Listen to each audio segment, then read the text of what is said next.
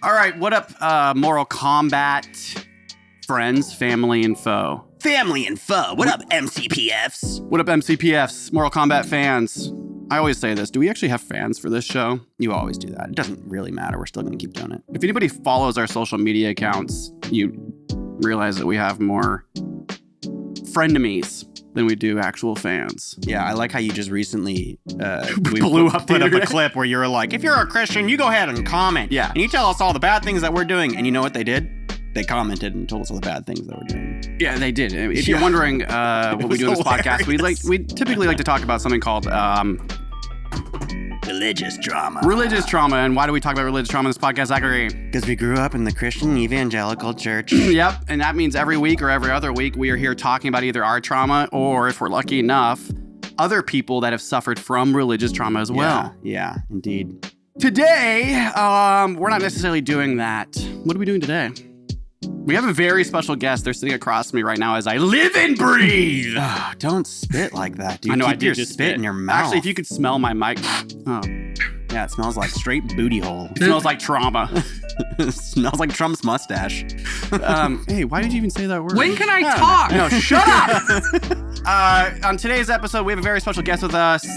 We are so lucky on this podcast where we talk about religious trauma, which is a heavy topic. It is. It's not always light. It's never actually light.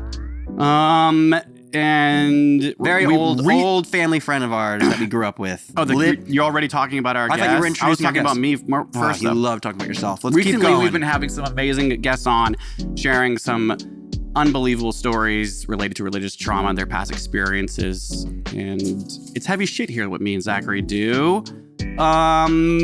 So sometimes we really enjoy having lighthearted, fun podcasts. Is that today? No, that is not today's episode at all. Yeah, very serious episode. This is today. a very serious episode with a very serious person. Yeah. No jokes here. And there's so much that I want to say about this individual, but I'm going to introduce them now.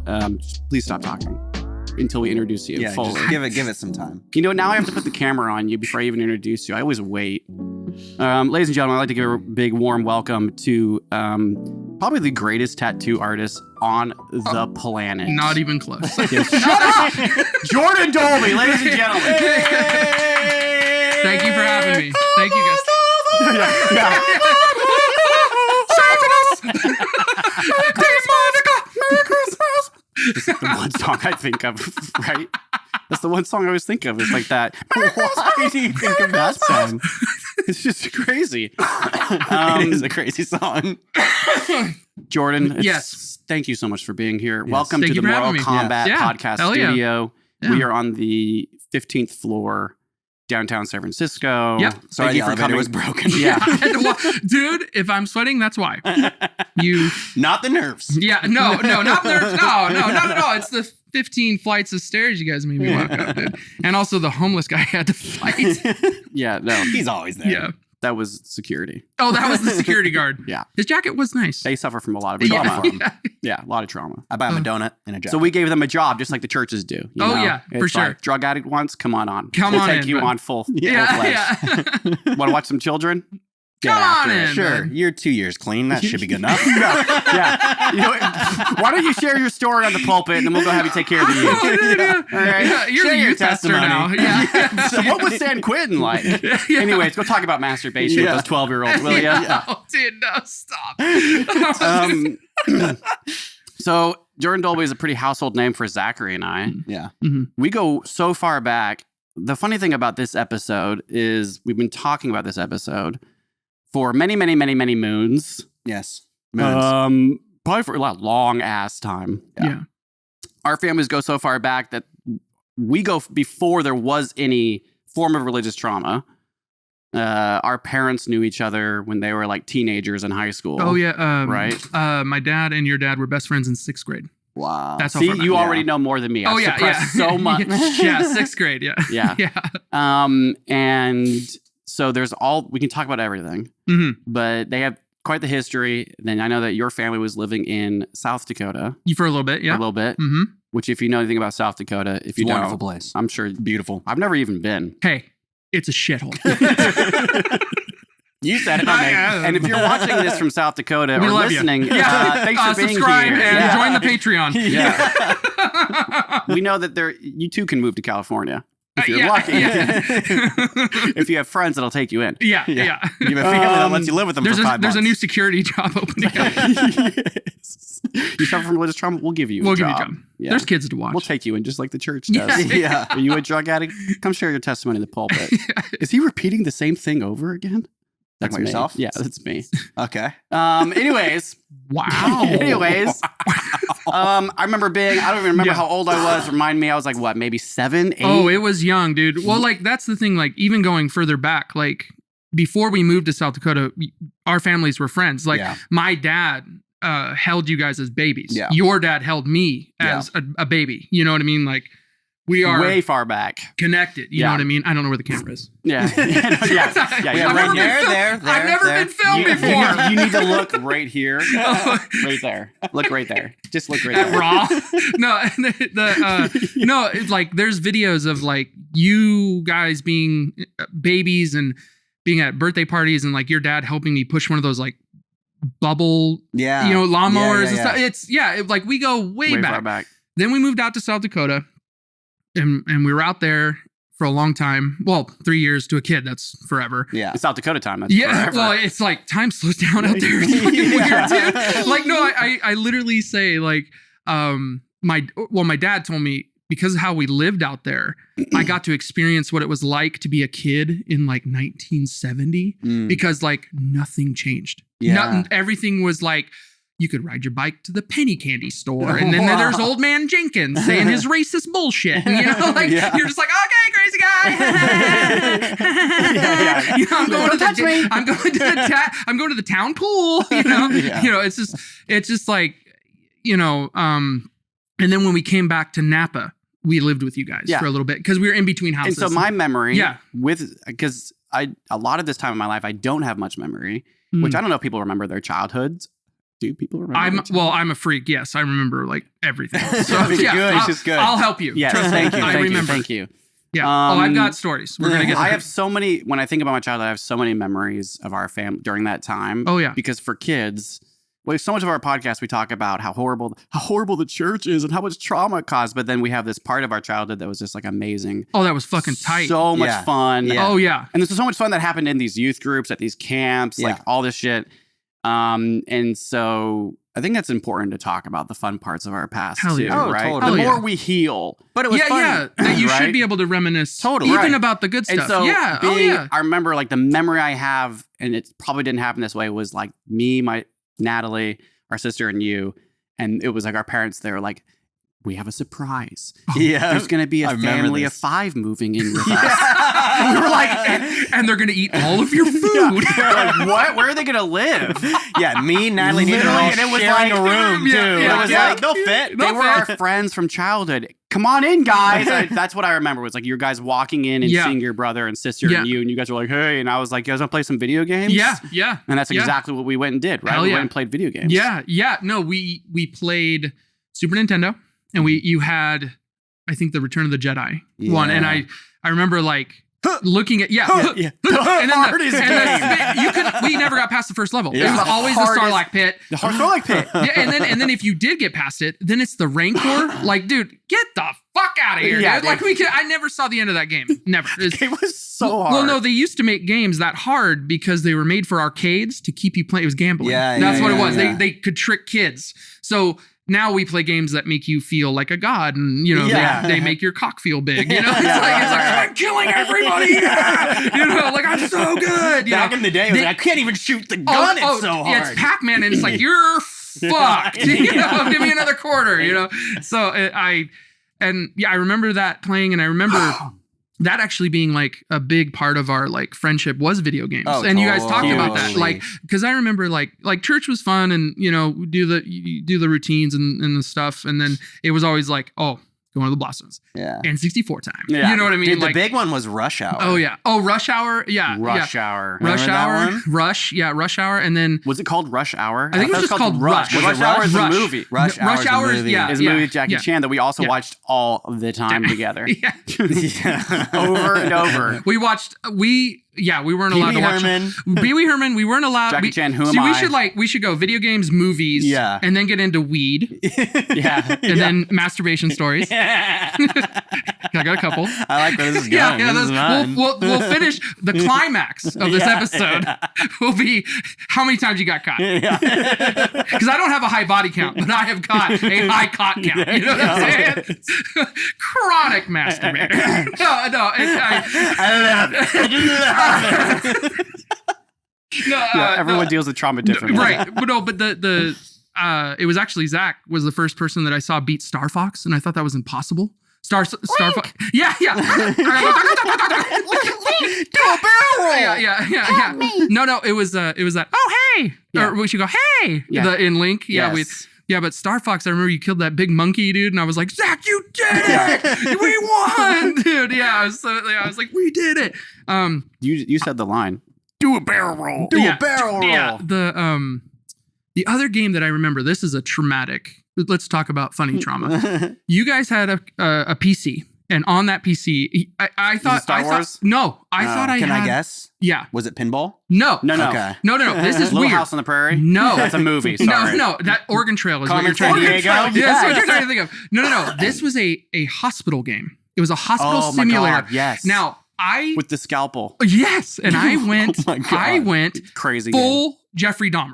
Like, dude, we're playing it, and I'm like, it's like this person has a hurt knee. I was like, I need to remove their eye. Oh, dude, I remember and they're like, doctor, are you serious? I go, prep them for surgery now. And my brother Daniel is like 6, is like, oh, and I'm like moving the mouse and like removing this person's eye. And Daniel runs and tells your mom, and all of a sudden I hear, Jordan, what are you doing? And I was like, I'm a doctor, I don't know. And I was never allowed to play your games on the PC again. Oh, man, This what a is wild game. This is back when there was dial-up. Yeah. So when Oh, you yeah. hop online and be like, so these games are like floppy disk games. Oh yeah, Yeah, and it was floppy and then disk. the thing in my memory that I remember from this game was Daniel crying, your mom yelling at me looking at the screen, and the president or whatever the main person of the hospital is animated going, and papers are going everywhere, and he's like, "You're fired," and I was like, You're holding a bloody scalpel. Yeah, I'm holding his eyeball. I'm like, yeah, dude, check that shit out.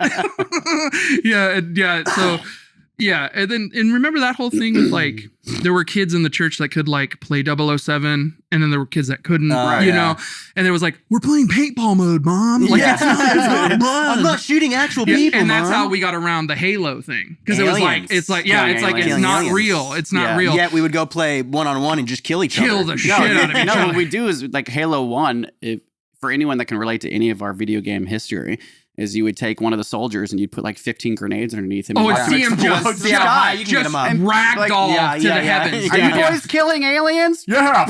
No, I was like, no, I'm sending Colonel to fucking heaven. We got him on the ledge. Yeah. We're trying to save him. This is, I'm trying to get him to the rapture. You know, like fucking Why send him out, dude. Why do you guys squatting each other after you kill each other? Oh, it's a sign of respect, Mom. Don't worry We're about checking it. for his pulse Yeah, with my balls. You know they still teabag today. It's terrible. My son and his friends teabag, and I'm like, you guys still do this? We And he's like, invented yeah, it. sorry, Dad. Yeah. It's okay. It's not. I'm like, it's okay. Oh, son." no. Let's okay, make I something. understand. I know what you're Let's doing. make something very clear. The things we did on Xbox Live, borderline hate crimes. Oh, for sure. Like, horrible. It also was the start of that type of communication. Oh, yes, though. it was. Well, yeah, it's just like, you would be like, hey, good game. The guy's like, your mom sucks. You know, they're just so mean, you know, they're just so rude. And you're like, okay, you know, like, fuck. Nice to meet you. Yeah, hello. And no joke, the first time I ever logged into Xbox Live, I went over to my friend Luke's house. I won't say the full name. And he's like, hey, man, I got to go get something to eat. Xbox is ready. Halo 2. Go fucking do it. And I was like, Oh, dude, that's how I felt. I got on there. And I get in, I have the headset on. I go multiplayer, join lobby, and the first thing I hear is Someone, literally that is my induction to Xbox Live, and I went, well, it's only up from here. I love it. And I literally was like, what the fuck? That's hilarious. Damn. Jerking off. And then one time, Daniel beat the shit out of some. Like Daniel, it might have been Halo 3 where you and Daniel were like terrorists. Yeah. You guys were, where I was like, I'm not playing Zach. No, fuck. I want to feel good today. Yeah. Like, no. And you guys were like going and you guys beat the shit out of somebody. And it's when like the Kinect was trying to take off and someone sent their butthole to him because he was so, yeah, dude. My brother's like, message from Clown 69er. I was like, oh, dude, come on. Yeah, like, report. Like, and that's what I'm saying. Like, those are hate crimes. Like, you can't do that. Yeah. Like, dude. Yeah. Because I know that you have an 8-year-old. Yes.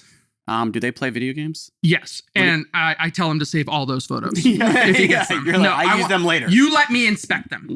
No.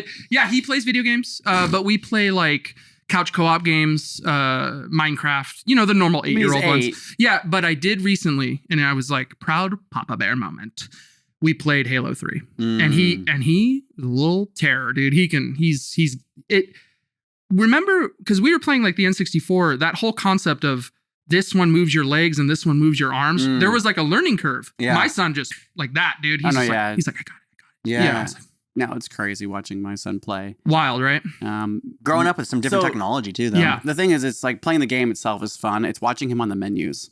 Oh, really? That's when I realized there's a difference. Really? How Where so? he's, So let me quick. set it up, Dad. Oh, like he knows. I got this. I can set this up. Let me set it. He's changing the camera. Yeah, and he's like, like, yeah. I'm just like the way He's he like, moves does this across help that your menu. old eyes? Yeah. He's like, you're so slow. Like, how did this happen so fast? Yeah, right. Yeah, and we'll go to the game stores all the time, and people will tell me like we just recently went to the game store and he wanted to get Roblox. Yeah. Robux. What are they called? The game is Robux. called Roblox, Right, I know and this. they're Robux. We don't have to age me too much. Yeah. See, we were more of the RuneScape.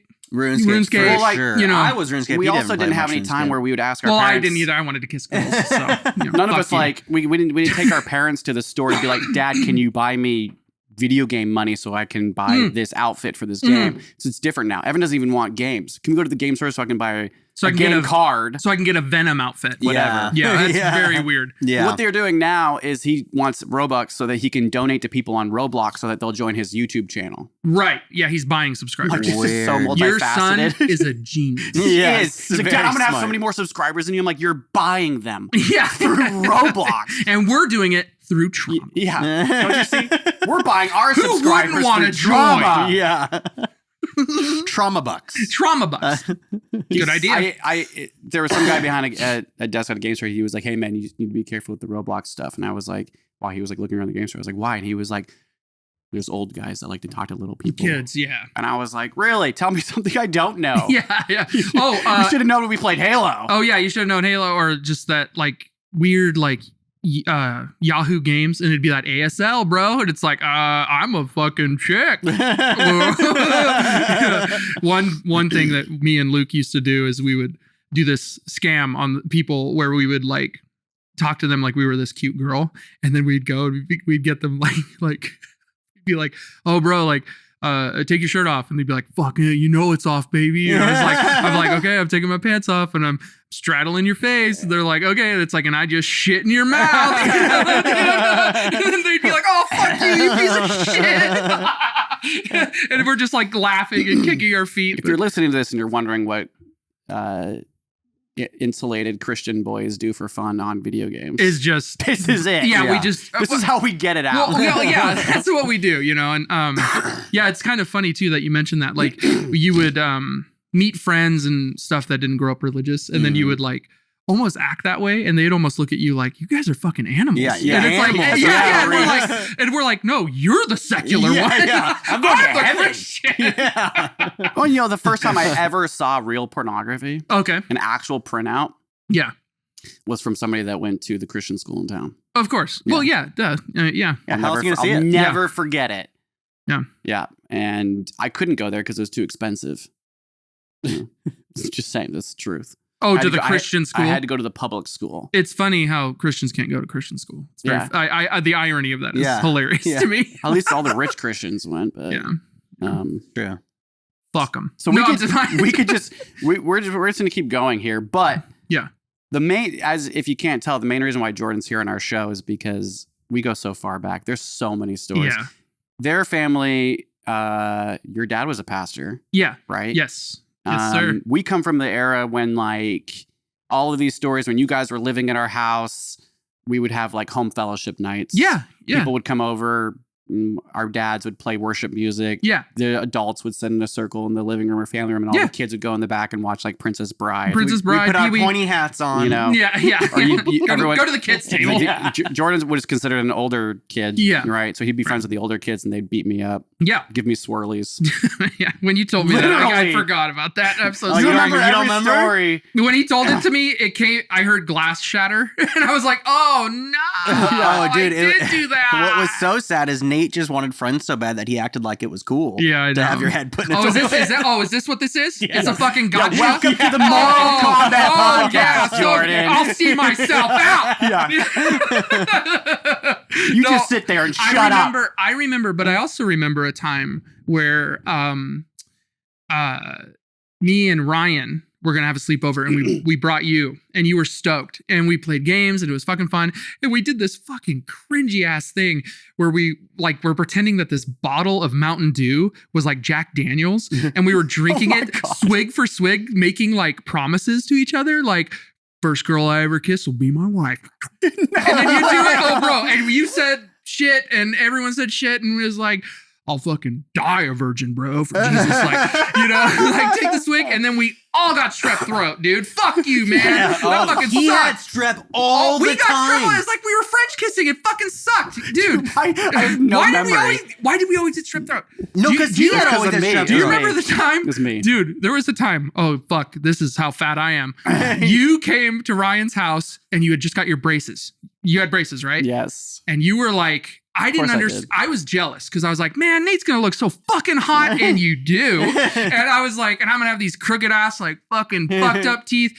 And you were like, dude, it kind of like hurts, and your mom to like help you out, like I'd bought you like a Happy Meal. And I was like, yo, bro, you going to fucking like finish that? And you're just like, yeah, I have the fries. It just hurts. I was like, it's okay, buddy. Those braces hurt so bad, man. Oh, dude, I didn't understand that they did. Anybody that has braces knows that pain is ridiculous. I didn't understand. I didn't understand that it was like, 3 years. He had some pretty fucked up teeth, though, too. They really had 3 years. Like, I think I had 3 years them. of braces, and then my mom and dad, they paid extra money for me to get the retainer. Little did I know they had the best health insurance ever for the kids. No. And so they didn't pay anything. It's because we were so broke that we were on the government. But I remember I was able to get the retainer that had the music symbols on it. And it was like you get like a designed retainer. Yeah, hell yeah. That one was twice as thick, so it was twice as painful. Oh, but I really wanted the music notes. Yeah, my mom went, if you lose that, you're never getting another one. And I was like, that's crazy. Like they've 4 years of braces, and if I lose this, it's over. I lost it, and it was over. Oh, yeah. Bro. All my teeth went back. No, your teeth are oh, yo, dude, you look great. Yeah, no, hell no. I was like, no, you didn't. No, you didn't. Yeah, I just still have that. Dude, lip. I just remember that time though as such a smelly time for you. What? There's something about the second you got braces that you hit puberty at a certain time that you always like just. That's a crazy stank. memory. I lived with you, dog. Hey, I'm here to back it up. Yeah. Yeah, you got the metal in your mouth and you smell like shit. Yeah. You know what? Yeah, totally great. Don't do it. Don't do it.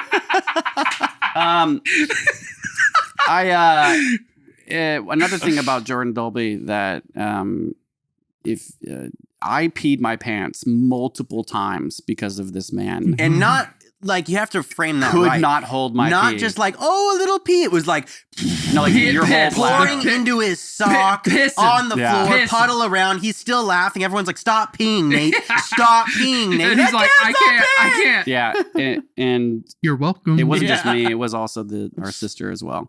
Yeah, I got Natalie a couple times, but like there was a weird fetish happening. I think it was no. How many people can you get to pee? This was childhood. I'm my entire life. I've said that to people, like growing up, being like, because pee is always something that comes up in conversation. Always. Is it? Well, yeah, it's usually what's your favorite color? Do you like piss? Yeah, do you drink it? Pee always comes up in conversation. Have you ever tasted your own? I don't know if you guys recognize that, but like we talk about pee a lot as human beings. You just don't think about it. Really? Hey, Zach. Hey, Zach. He's a nurse. Yeah. So he's like, he's all about them fluids, bro. Maybe the more thing about it, it's probably just because I'm a nurse. But I talk a lot about pee. Yeah. No one thinks about urinary catheters, bro. He's like, we're all thinking about catheters on a daily basis, aren't we all? I'm not just thinking about urinary catheters. I'm always also thinking about pure wicks. Do you even know what a pure wick is? Yeah. No, Definitely. It's a thing that's pure. And uses a wick. It's part of a candle. A pure wick is cotton wrapped around a urinary catheter tube that you put in between women's legs so that when they pee into it, it soaks it up through the suction and fills up the container. Cool. This part of the podcast is brought to you by Blue Chew. Men. 1 in 3. So one of us in this room get Blue Chew. Get Blue Chew. Wait, we're not sponsored. Do you have to say that? Like, because I don't want to get sued. Jordan, I have one question for you. Let's hear it, brother. Do you even have any religious trauma? Honestly, man, no. Okay. Moving on. No. Yes. Yeah. Yes and no. So let's get serious for a second. Let's get serious for a second. Okay, for just a second. We've been giggle fitting. Just a second. One of the things that you said, Yeah. I'm interrupting you right when you want to get serious, Go ahead. is Jordan said, I'm a little bit nervous being on the podcast because I don't think I have severe religious trauma like the rest Right. of you fuckers who've been on this show. Well, no, and like I've watched your show and it's like you have people that are so fucking smart and I'm like, oh, fuck. Yeah, no. I was like, I didn't want to. I wanted to bring like a lightheartedness to it, you know, and not belittling trauma at all. Like I've been through trauma. I've felt trauma. I've had to go to therapy, but it wasn't over like religious stuff. I always thank God or, you know, whatever is that my dad came to religion later in life. So he, you know, was like, yeah, God and everything, but also like use your brain. You know what I mean? Yeah. Like, you know, and we listened, one of his favorite bands is Oingo Boingo. And like, they have this song called Gray Matter. And it's about, you know, if you don't use it, you'll lose it kind of a thing. And he, I don't know, he just always was about, you know, use your head, you know, be present. And just sometimes like, it would be kind of like confusing because he'd be like, yeah, you know, surrender to God, but if anyone puts that boot on your neck, you fuck them up. You know? And it's like, whoa, Dad, like shit. Yeah. You know, but no, always I kid, but it's he taught me that no matter what the situation is, you approach it with love. Mm-hmm. And that's mainly why I'm here. Because like I love you guys. Like I don't care what you believe. I don't care where you stand. I don't care what your political views are. I love you. You know what I mean? I love my parents. I love my sister. I love your parents. I love Natalie. I don't want anything bad. Yeah, you know what I mean? yeah. And I'm a very sensitive person. Like I feel pain, you know, when I hear that people are hurting, you know, and it's like, thanks, Mom. Yeah. You know, she's very sensitive as well. But I am very lucky that my dad kind of skirted the line between like religious and also kind of secular. Because it was like, I think there's a good balance there. It's almost like, I called it kind of like punk rock religion. You know what I mean? Like in my head, that's kind of how I was like, that's what it is. You know, it's like, love Jesus, but also like, you know, be normal. Yeah. You know? Which is a huge difference though. Yeah. Because there's so many parents kind of like don't want to put our parents on blast, but some parents just fundamentally follow the Bible no matter what, even if it feels wrong. Right. In certain moments. Whereas like what you said, having your dad be able to be like, well, also use your brain. Well, he would say something like, I even talked to my mom recently, and this is kind of the point. She would say something like, I believe the Bible 100%, right? Mm-hmm. And it's kind of like, okay, there's things in there that are a little strange or kind of hard to wrap your head around.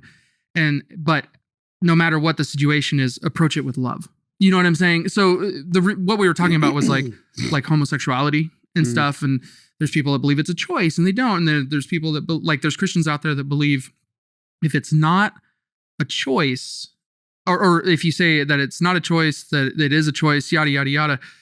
What it is it's about loving one another. That's the point. You know, and it was in our house. It was always about like the love of Christ. Mm-hmm. You know what I mean? It wasn't about works or you got to do this because you're a pastor's kid. It was about, you're your own person. I'm showing you the steps. You're going to walk in it or you're not, you know? And so to sum up, there wasn't a lot of religious trauma. So you don't have any religious trauma? Not truly. What the fuck are you doing here? I'll leave. No. You can go ahead and see your way out. Take your in your chair. Let's talk about. Yeah, I had to bring my own. It's the executive. It was $400. It was very expensive. The thing I wanted to talk about are like weird moments. So I don't know if these are trauma. How you help me Okay. if they're trauma. Tell me. Well, Okay. we don't have any answers. Okay. We don't have any answers on this podcast. I have all the answers. Thank you, I Zach. just to before you go into it, we've had some very smart guests that actually are like academically Yes. prestigious, Right. Who like we recently had a person that just got their doctorate. Yeah, right. My wife is Right. getting her doctorate. Right. Our Yeah. sister's getting her doctorate. Right. See, Yeah. I'm a fucking nurse. Yeah. Okay, I can place a good IV. I'm a fucking tattoo artist. You're a tattoo. You work with needles too. I work with needles. I talk about, just farts and shit. Yeah. Like, I don't talk Yeah. about anything. You know, I'm Actually, dumb. I actually think that being a tattoo artist is you're basically a therapist. I do hear a lot. You hear a lot of people's stuff. stories. Plus, you're putting them in through painful situations. So I'd imagine you do hear a lot Oh, of dude. crazy shit. Yeah. Oh, yeah. Well, what's weird about it is I have this theory is like, if you put someone in pain, they're going to tell you secrets. Yeah. So I'm kind Tell of me like, about it. well, let's go. Here we go. I'm tattooing this young lady and I'm tattooing her and I'm just like doing it. And I, unprovoked, she's just like, so I had an abortion. I'm just like, You're like, have you told anybody this? I'm like, oh shit, that's a big deal. And I'm like, just tattooing. And my brain is like, say something. Yeah. Say something. You idiot. Say something. Yeah. And guys, what came out was, how'd it go? Oh, God. Dude, Oh, my God. And I was tattooing the blackest part of the tattoo. I wanted to dive in Yeah. to the blackness and die. That's like a Brian Regan response. Oh, bro. Yeah. How? And, Yeah. and I, in my head, in my brain started going, do you see a fucking stroller? Yeah. Oh, you Yeah. dumbass. What the fuck are you talking about? And she didn't miss a beat. She was like, oh, it was great. Blah, blah, blah. And she just told me what she went through and we worked through it. But holy shit, man. Yeah. I was like, I'm very like I don't know. I just go through life just like, I'm just walking, man. Yeah. I don't know. I think that you brought up how you're a very sensitive individual. Mhm. And I think that when I think about like memories of people outside of brother and sister or my family that I can remember, it's you. It's you, your sister, and your brother, and Beautiful. your family. That's as far back as I go. Mhm. And ever since I've remember you, Mhm. is you're the funniest, crudest, loudest person who's also the most sentimental person I've ever met in my life. I remember you. having memories. Yeah, it's a compliment, right? Thank you, man. Yeah.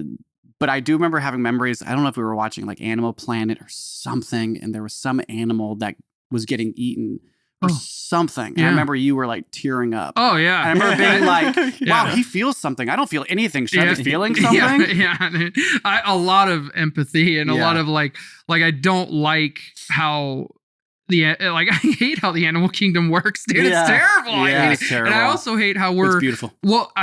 Nate's like a cheetah. He's like watching things Yeah, die. he's like, He's "Love like, it." he's all yeah. This is why I love being a nurse. Well, it's funny. I was watching like Planet Earth with my Yeah. son, and it shows this fox stealing these ducklings, like just fucking them up. Oh, man. And I'm like, oh shit! And then it takes it to her cubs. So it's this moment of like, oh, you bit, oh, mommy, and like, oh, You you got sweet, food. you sweetheart. Yeah. And my You can live. son's just like, oh, cool, yeah, I'm sorry. But I'm just like over there, like, oh, the duality.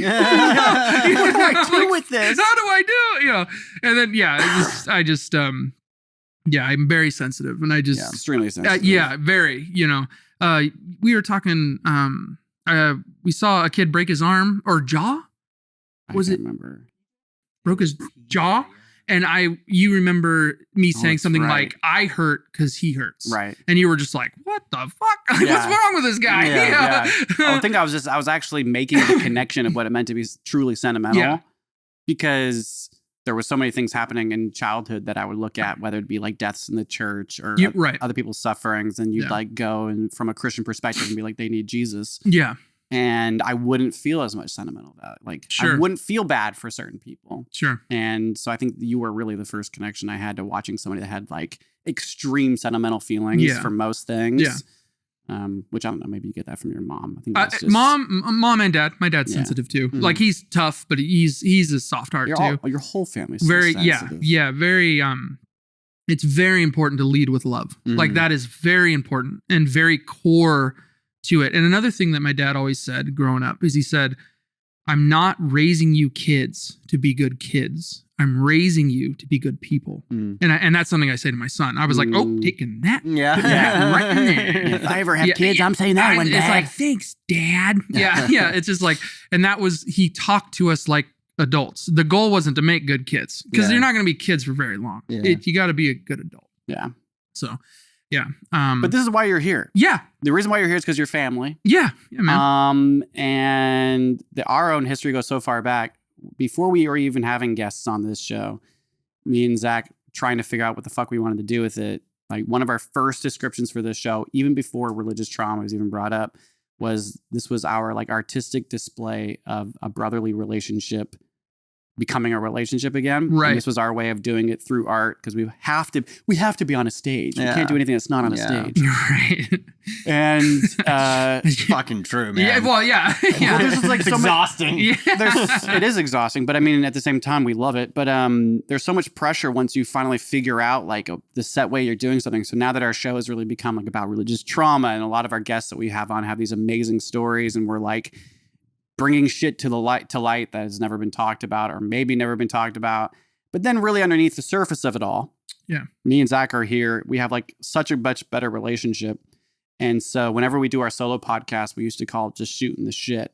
Right. And so you might be the very first guest ever who's just shooting the Oh, shit. nice. Yeah. In this segment of the More Common Podcast, we're going to be shooting the show just Yeah. Woo! And our first sponsor of the day, shooting the shit. Yeah. You will refer to me as J-Dog while we shoot the shit. Yeah.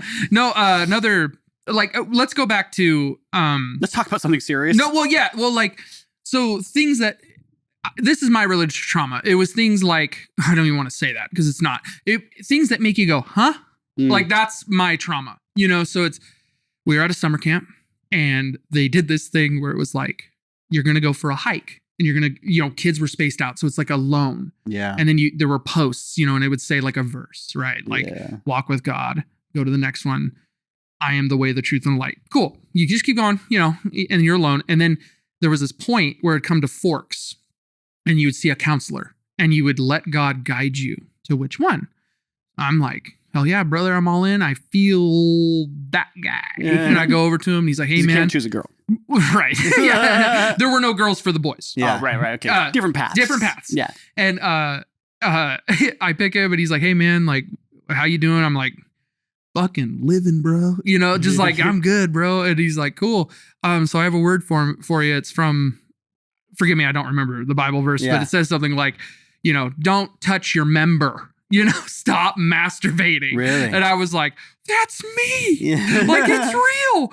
And we go up and then there were pews and there's a cross and there was the pastors and you pray and you're like, oh, okay, cool. And then we get back and they tell you when you're up at the cross, they're like, hey, this is personal. This is for you. Don't tell anybody. And I was like, oh, cool. Yeah. No worries. Why would I tell anyone I'm a chronic masturbator? Yeah.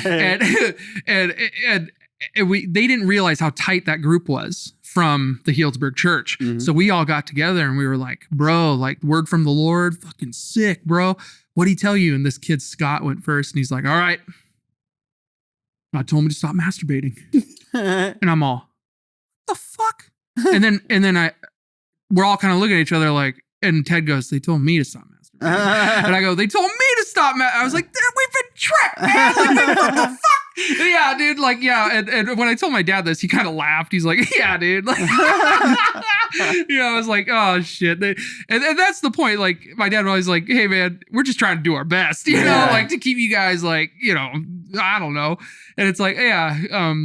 But that was one of those moments where I was like, what the fuck? Like, Yeah, a rigged word of the Lord, man. You can't do that to me. Yeah. You're like, what the fuck?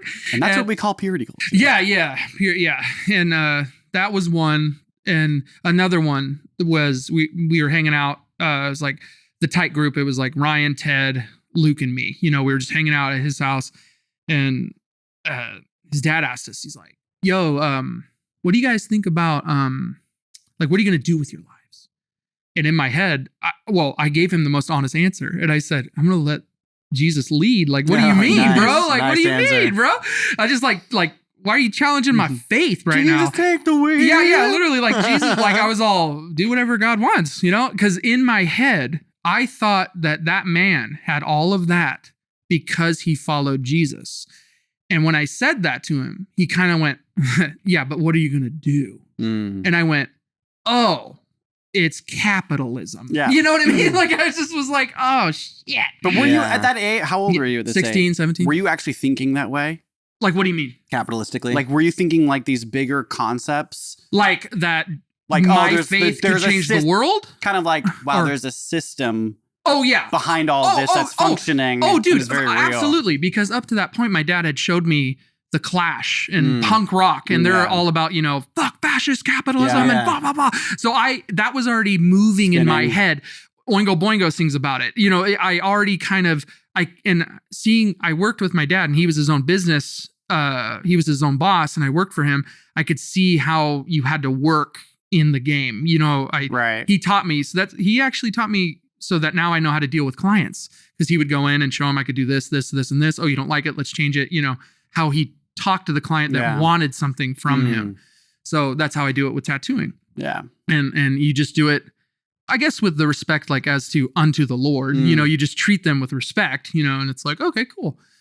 But at that moment it clicked a little more where I was like, oh man, like I gotta get a fucking job. Like, you know, I thought I was gonna like, I don't know, like preach on the beach or something. I think that's part of it though. Yeah. Part of whatever this could identify as religious trauma, because I feel like I've had the toughest time grasping just capitalism in general, because we were raised to be like, Jesus will figure it out for you. Yeah. And if you don't figure it out, just go on some missionary trips and just be a good Jesus person. Yeah, right. It's like the capitalism was never really like, how are you going to make money, Zach? It's like, I'm still trying to figure that shit out. I'm trying to figure it out, man. Like, what are you asking me? I'm 17 years old. What the fuck? Yeah. So that's kind of when that was laid on my lap, things kind of started changing in my brain. As far, not like I didn't like immediately like denounce my faith or anything, and I wouldn't even say I have. I just was like, I had to start thinking differently. And it kind of broke my heart a little bit, if I'm being honest. You know what I mean?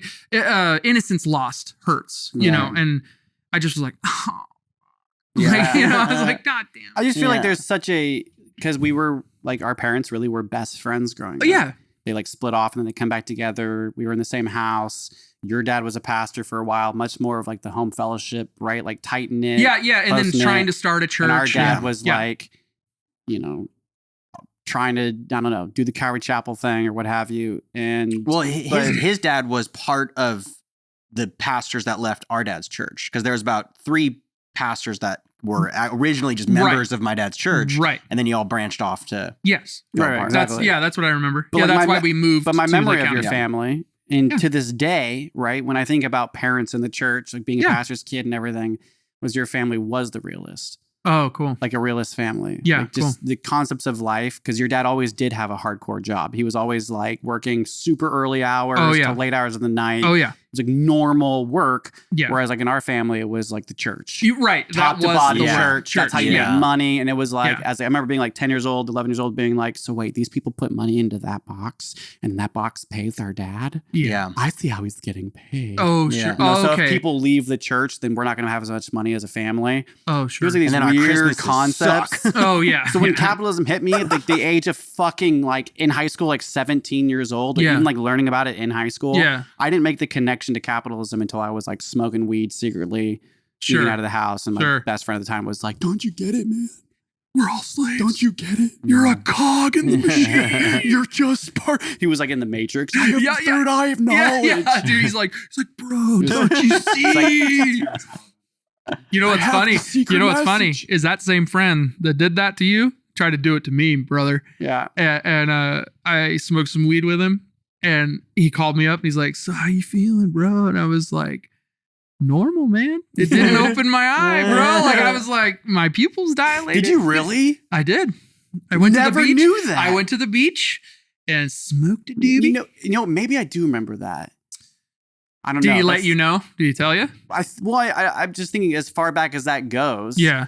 That might have been around the time that I first tried it and like had a panic attack, came home, told dad, then he took those friends away and I had to sneak out of the house to ever see them. Oh, gotcha.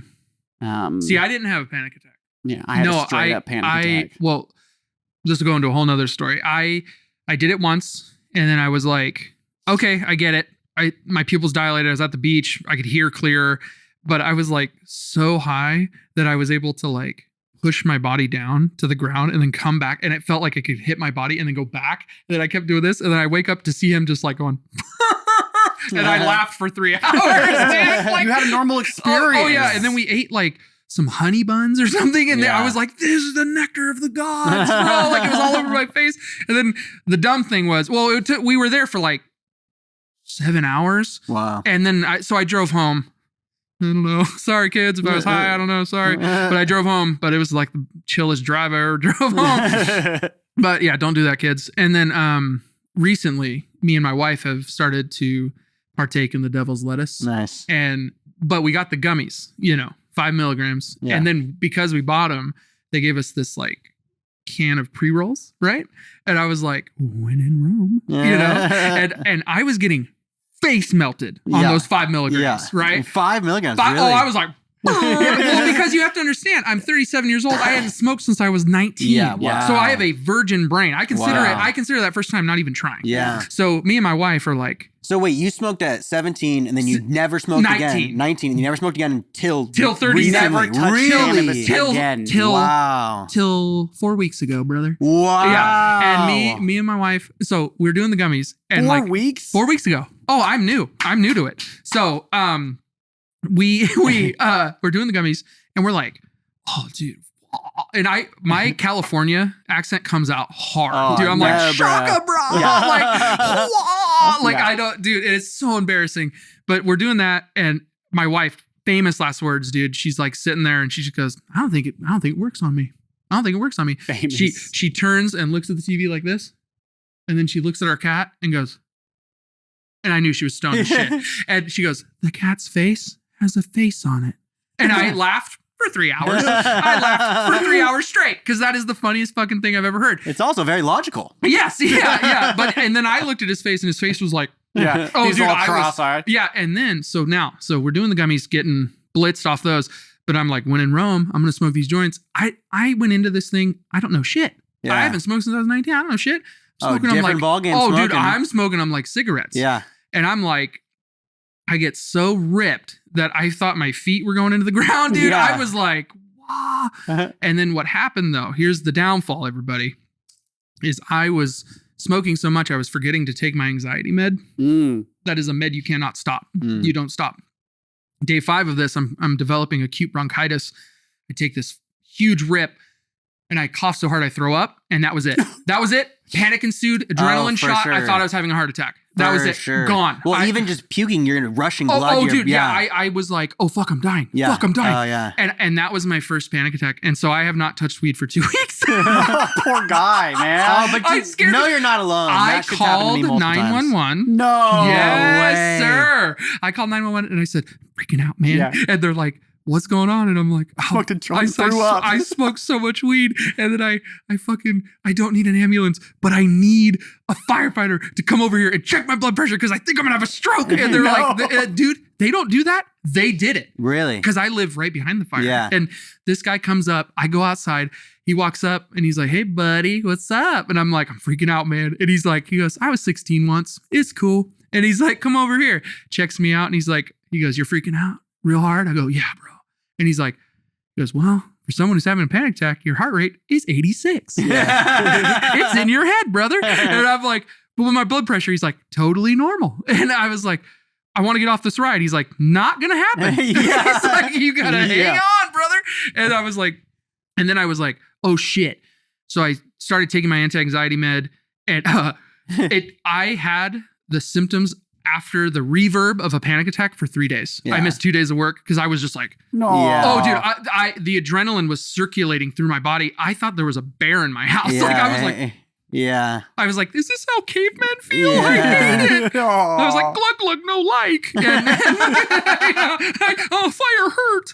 And so I laid in bed just freaking out. And I was like, this is how Elvis died. I'm going to swallow my tongue. I'm going to fucking die. And then I start having headaches like, whoa. Yeah. And I'm like, Heather, I have a brain tumor. And she's like, oh my God, you're never smoking weed again, you fucking bitch. Like, stop crying about it. And I was like, okay, but why is my head hitting? And she goes, because I was like, I did this to myself. I ingested this. All I was doing was drinking water and eating broccoli for 3 days. Wow. That's all I did. Why broccoli? Because it was green. Yeah. It was healthy. Yeah. I'm not going to put a cheeseburger in my body. It is a temple. You know, like, you fuckers, fuck you, Zach, for asking that. And my head's hurting. And she goes, hey, when was the last time you had a cup of coffee? I go, 3 days. She goes, you're going through caffeine withdrawals. Have a cup of coffee. And I did, and my brain back. Really? Dude, I was like, meow. Yeah. So if you're wondering if cannabis is a gateway drug, it is. Yeah. First thing I did after I smoked the first rip of my life, I went, I want to do heroin. Yeah. Excuse me, friend. Where can I get some crack? Where can I get some hard H? Black tar Heroin. heroin. An oil burner or a needle leaning by. Yeah, I know a nurse. He can get me stuff. Yeah. No, That's so that was my story. Yeah. I've had the joy, and then I had the risk to the reward, you know, and I was like, it's just crazy. It's so recent too. Oh, dude, a recent experience. I'm probably still high. You just started smoking again a month ago. Yeah. Dude, when I was trying to stop drinking as much during the pandemic, or like 2021. And so I started smoking weed, which weed used to ruin me. Oh, really? Weed used to like end my life for like 6 months at a time. Oh, geez. Because I would have so much panic. Oh, kind of similar to what you were saying, Yeah. but then I just couldn't come out of it. Yeah. But then once I just let myself have enough panic attacks, I started to realize they go away. Yeah. Especially if you get them from weed. Well, you know? then I had to reach out to my tattoo buddies, and he's like a weed wizard. Like this dude is like posting videos of him, like, Of course, yeah. you know. So I'm all, bro, what the fuck? And he goes, tell me what's on the box. Tell me what it is. And I said, it says like sativa. And he goes, there's your fucking problem, dude. Indica in the couch. Like, fuck, don't ever smoke that shit again. And I was like, oh, because I'm already up here. I need to be down. Yeah. So if you give me something that like, I couldn't even imagine if I did cocaine. Like I would like blood would come out of my ears, dude. I am amped. So you'd probably just be silent. It's like the train bright Oh red. no. Well, I always said, I was like, you're telling me there's a drug that can keep me awake and also make every idea I have sound good? Yeah, I want it. The way that people do cocaine, they're like, yeah. Okay, my idea. Yeah, cocaine makes people pure narcissists. Narcissists, yeah. But the weed thing was super awesome. It was my mistake. You know, Mother Gaia did not do anything to me. No, I'm just it was my mistake. I didn't read the label. Those pre-rolls, I was getting ripped on 5. The pre-rolls, guess how many milligrams in each one? 20, 25%. 480 milligrams. Per pre-roll? Per each joint. 480 milligrams? I was getting ripped. Wow, that's a pretty strong, I would think, right? Yeah, I don't really know. I think... Yeah, it's about right. It's a half gram joint. That makes sense. Yeah, they were like, half gram. Yeah. It's fine. For somebody that hasn't smoked ever, besides the one time that you did as a kid. How many were you smoking? I would smoke one a night. Okay, well, that's but that's the thing though. But I wasn't giving myself to, like, it was staying in I kept stacking it, and then because I coughed, I freaked out. So then you would do a 5 milligram. You do a 5 milligram gummy. Yeah. And then your wife would go to bed or whatever, and then you'd smoke a joint after, or would you just like later in the night smoke a joint, or would she smoke it with you? So hot. Watching her smoke it is so hot. Dude, it's she holds it like a French lady, like the way she smokes. Dude, I feel it makes me feel like a World War II she veteran. Had like a long attachment. Oh, dude, yeah. The way my wife smokes and she has all the tattoos on her face and shit. I'm like, oh fuck, dude. That's so awesome. Yeah. And she'll like do the long blow like in a rap video. Dude, I love it so much. I'm curious though, like how your entire life you never brought it back. Yeah. So why now? Oh, well, the reason I didn't bring it back. Okay. So the reason I didn't bring it back is I had like a very strong moral compass, like, or I did things in absolutes, and we know only Siths deal in absolutes. So I was very like, funny story about that too. My best friend, he was at a harvest festival. Remember those? Because we can't say Halloween. He was at a harvest festival at his church, and someone was dressed as a Jedi. No, okay. A Jedi. It can't be a Sith. A Jedi. And they were like, oh, those movies are evil. They're about magic and yada, yada, yada. They're absolutely blah, blah, blah. And him, as a teenager, he went, only a Sith deals in absolutes. So like, he said that to this church lady, bro. Oh, boom. She's like, what? Yeah. What's up? Yeah. She has no idea. Yeah. Oh, no. Another church lady thing that was great. We should, there should be, how there's like Karens? There should be a whole thing of church ladies. Like Karens? church, well, not church Karens, but like church ladies, like things that church ladies say. Yeah. One of them to me, they said, they're like, they're all, Jordan Dolby, you tell me right now, what are you going to do when you meet the girl of your dreams? You have to get all those tattoos lasered off. And I was all, wouldn't the lady of my dreams like my tattoos and maybe also have tattoos? And you could hear the sound of when you call a fax machine on a phone. like, oh, dude, you could see it going. Does not compute. Yeah, and she just went and like walked away, and all of us kind of looked at each other like, what the fuck? Like, yeah, it just, you don't understand what some people are going through, like how some people have like limited their brain. Prefrontal cortex damage. Oh, dude. Well, and also just like brain injury. Well, just also too, like my wife, she has crazy hair. Like I could come home tonight and my wife could shave her head. I don't know. Whatever. I love her. And she was working at Starbucks and one of her coworkers came up to me and was like, "It's so great that you let Heather do all that." And I went, I don't let her do anything. She does it. I don't. What are you talking about? I'm lucky that she lets me. And she was like, do "Oh, it. my husband only lets this is as short as I can have my hair." And I went, "You're dead already." That's what she said.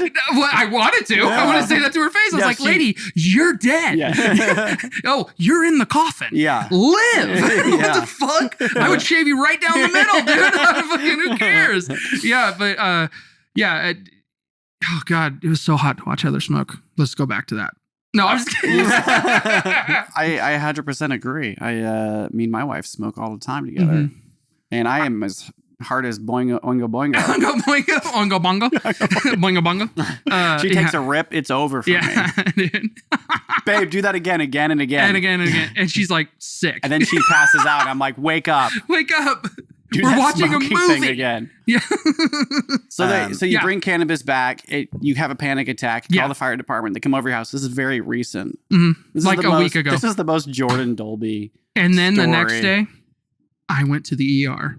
Really? Why? Because I was panicking from the adrenaline. I couldn't calm down. I couldn't calm. And I was like doing the whole like, no, it's 300. It's 300. So then are you still doing the gummies? Are you taking a break? I have not had any. How could you? I'm gun shy.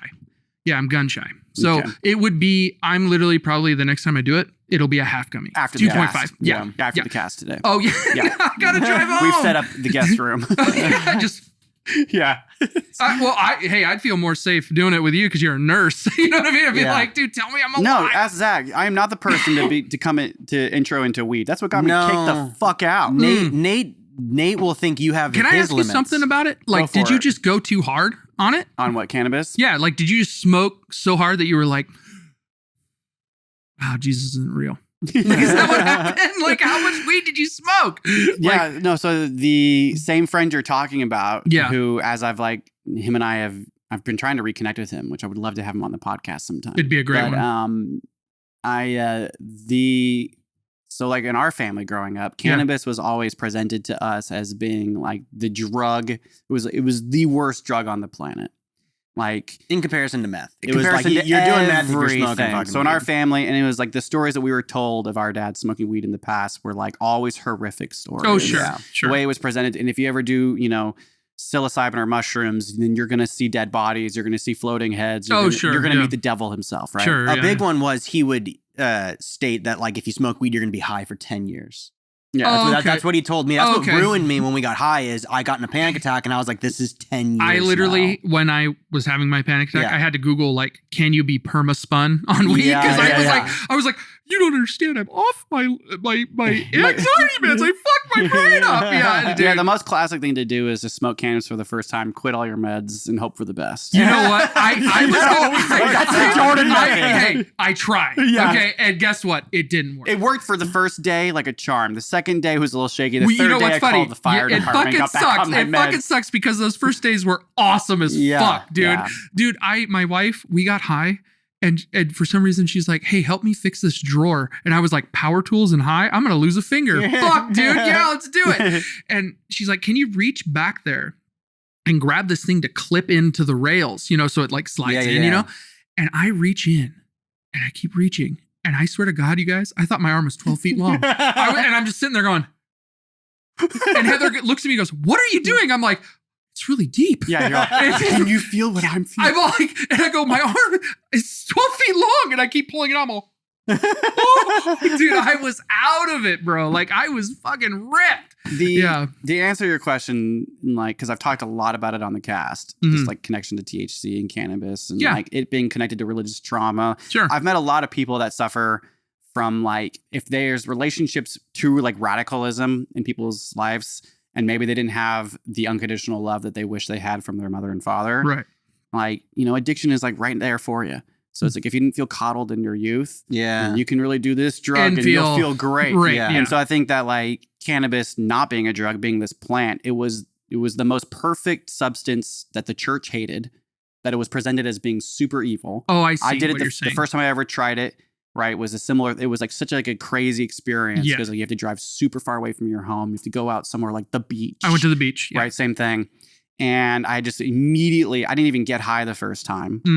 I was like a sophomore in high school. And like, I remember the first hit I took, I coughed my brains out, immediately started to think I was going to die. Yeah. And I was having all these thoughts like, I'm sorry, God. I'm so sorry, God. I'm so sorry. I went like into this spiral of just apologizing to my dad and God back to back to back. Sure. Sorry, Dad. I'm sorry, God. So then we drive back home. We stop at a gas station and they're like, do you want anything, man? I'm like, I'll take some Funyuns. Yeah. I didn't know that I was actually high. Yeah. All I wanted so bad was Funyuns. Do you know what Funyuns are? The little Funyuns. Of course I know. Funyuns. So he's been on planet Earth. Yeah. Best Funyuns ever had in my life. Get home. Do you know what chips are? I'm learning. The moment I walk in the house, Dad's sitting there on the couch. He's like, where are you? And I went, I just smoked weed. Whoa.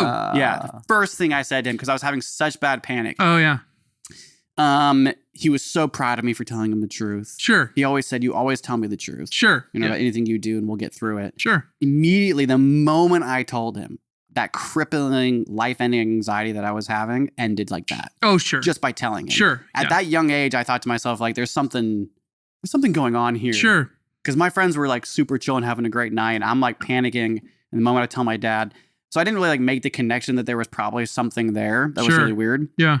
Anyways, he said I could never see those friends again, which, those are like my best friends at the time. So I also thought that was really fucking weird. That like, I didn't know he was going to take my friends away. Oh, shit. So then I started to build this sort of connection to like the plant and like the church hating it. And I was like, they're right. It makes you go crazy. I was having anxiety. And then, so it was like pulling my friends away, starting to make some connections when I couldn't see them, where it was like I had to start sneaking out of the house to hang out with them. Sure. And so then very quickly after that experience, I was like, I don't know if this is the weed that was causing me anxiety. Oh, sure. So like 6 months go by and then they're all smoking it. And I was like, I got to figure this out. So then I tried like 10 different times. I tried smoking weed and could not get high. Oh, weird. We're talking bong rips, blunts, joints, all sneaking out of the house, going down the street to my friend's house. Yeah. Ripping it with him and being like, I cannot get high. I cannot get high.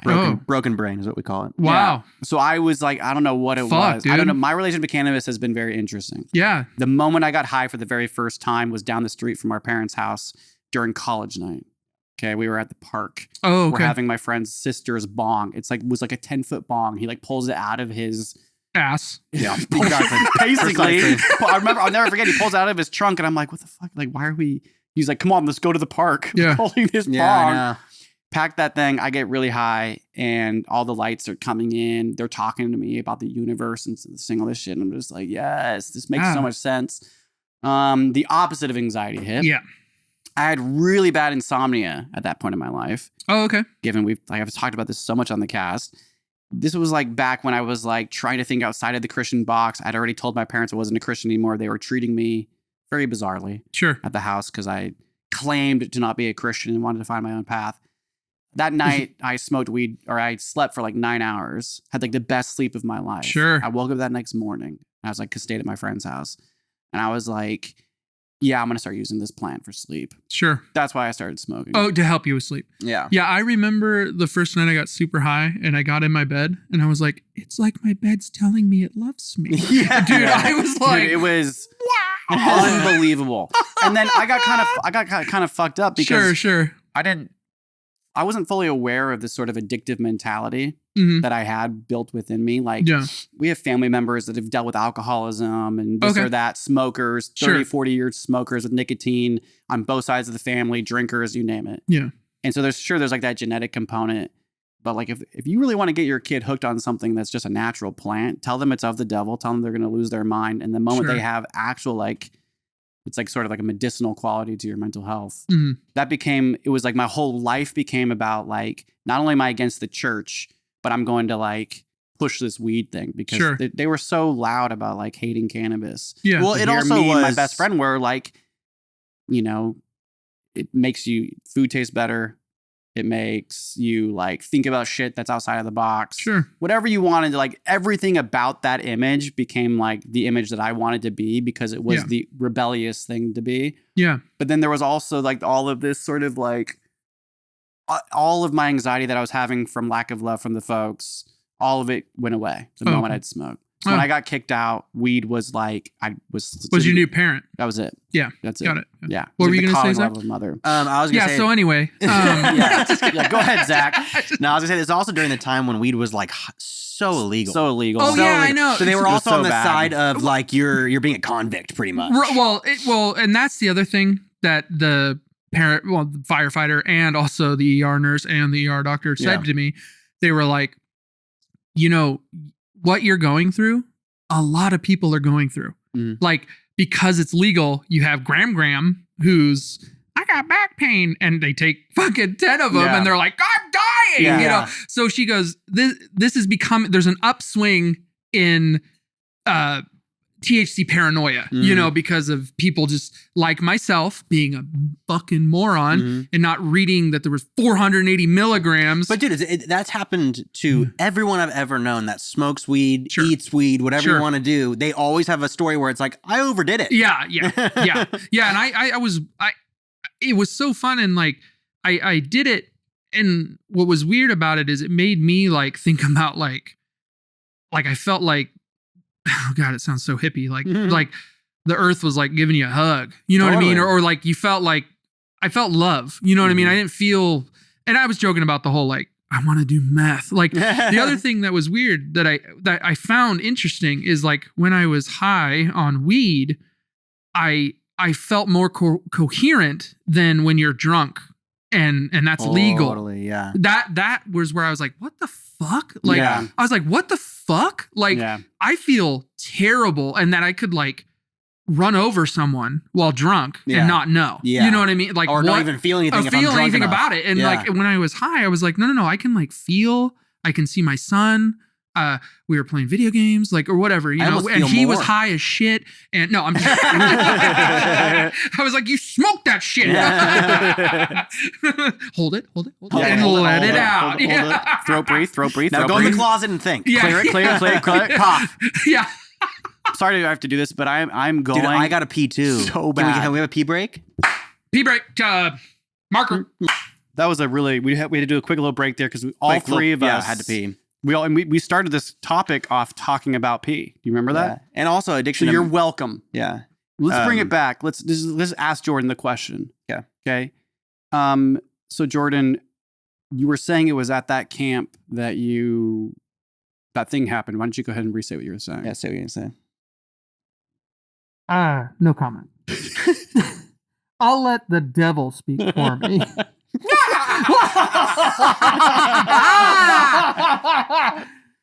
Just kidding. It's me. Yeah, it was a mask. And mind you, he's leaving the mask with us. Yeah. Oh, it's staying on the pod. It's going up. It's going up on the. What light? Your light is now facing the table again. Oh shit. There you go. Fixed it. Oh, you look so good. Wow, nice and bright. Hey, a little behind the scenes. That's brought to you by Blue Chew. Hey, guys. 1 in 3 males. Yeah.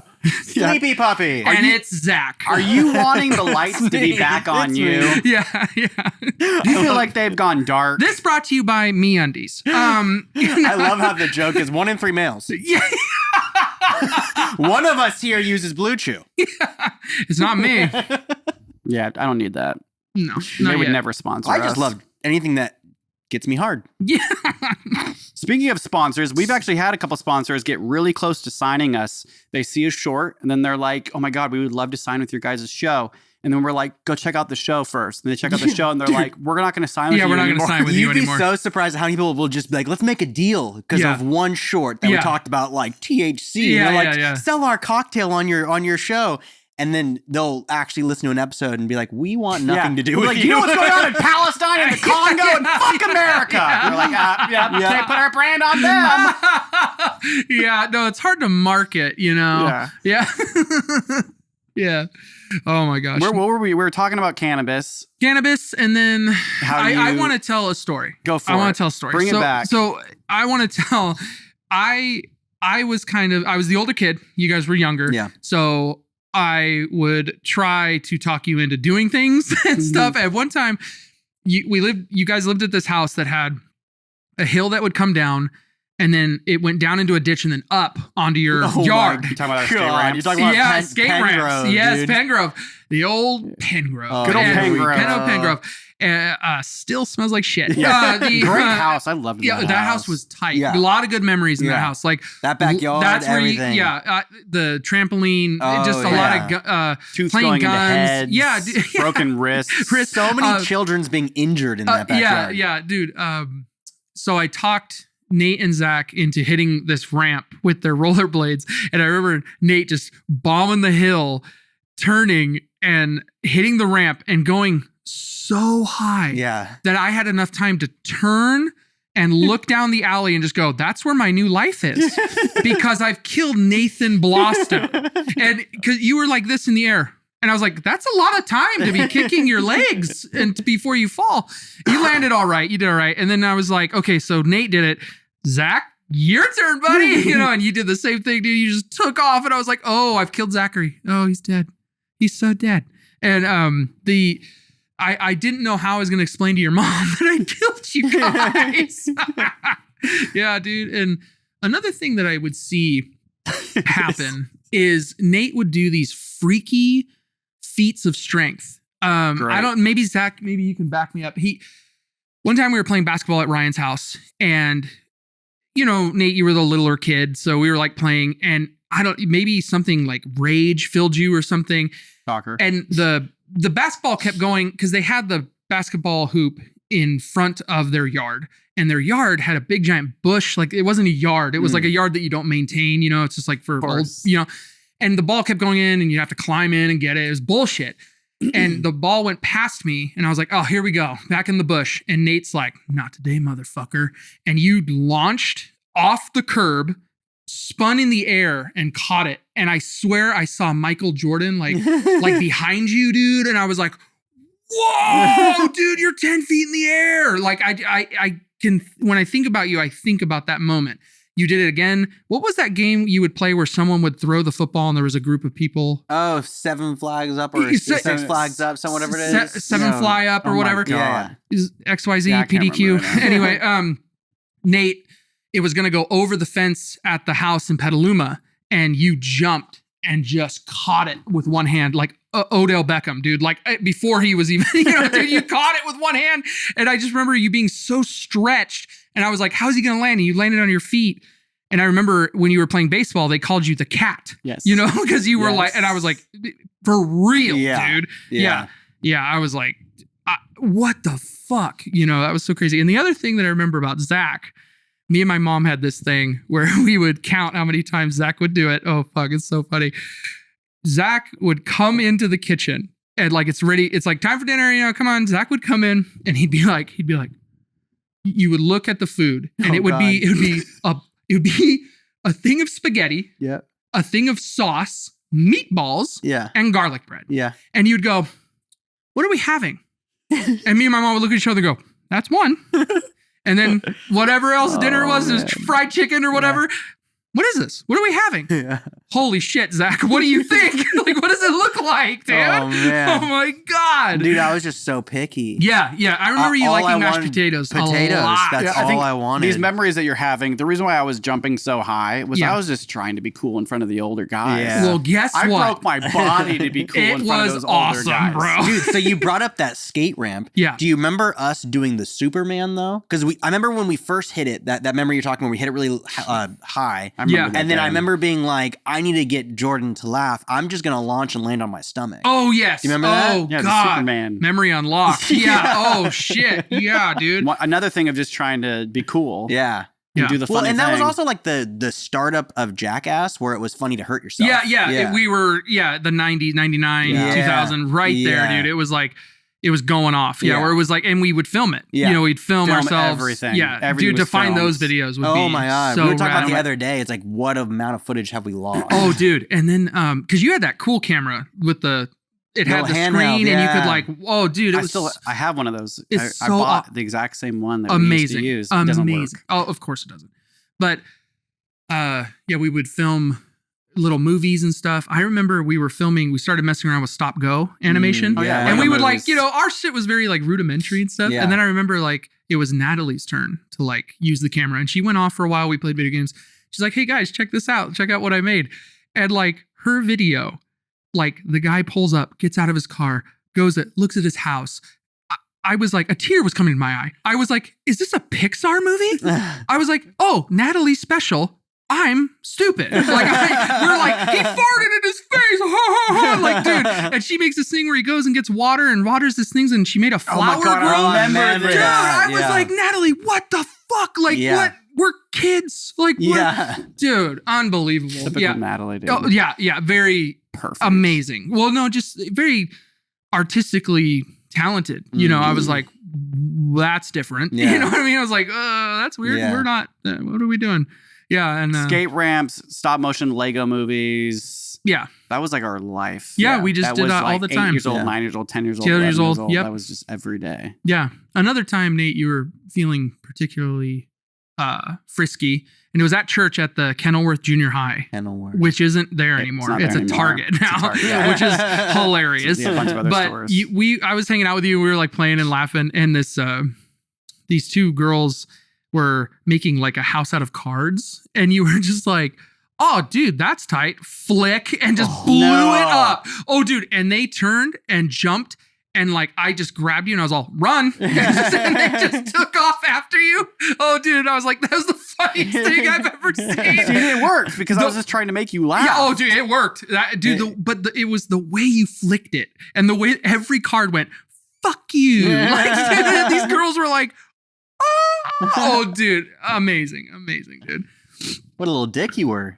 I wasn't, though. Not too bad. No, I wasn't. No. I just did. The thing was, I was just like Jordan. I had so much sentimental feelings for a lot of like over the top sentimental feelings about things I didn't understand. Sure. But the time that I wouldn't have any emotional feelings was when I was around older guys, and I just wanted to be with the older guys. Sure. I just wanted to be cool with the older guys, man. Well, hey, we're losers, so you didn't miss it. It's true. We were dorks. Yeah, and then like, and I'm not trying to like exclude you, Zach, or anything. It's just that you were a little younger. You know what I mean? Zach was busy putting his head in the carpet.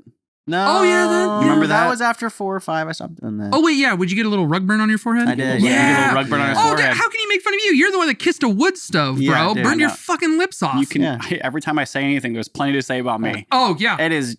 I also never peed my Who's pants. this guy? The victim. Come on, Shut up, dude. It runs in my trauma. Hey, do some more ketamine or whatever the fuck, dude. Like, shut up, dude. This wasn't ketamine. Well, you're I only do is plant that medicine. Is that next week? It's next week. I'm all organic. I'm organic. Yeah, we know recently. You in the fire department. Hey, I had to clean up. I had to get straight. I was scared straight. I literally was like, oh, dude, Nancy Reagan's going to be so mad at me. I took the DARE pledge, dude. Jordan, do you remember when I was like obsessed with Lord of the Rings? My parents had bought me like the 3-book trilogy. Yeah, I saw your shirt. Stop. Yeah, I know. Are we going to talk Lord of the Rings right now? I was doing a little bit. We can talk to it. But the memory that I have, because I know that you have endless memories of us and things that we can't remember. Sure. But it's an addiction. I know we talked about this on the phone, but I'll never forget. This is a huge connection to my childhood. Was being absolutely obsessed with Lord of the Rings. Yeah. Reading all of the books. Yeah.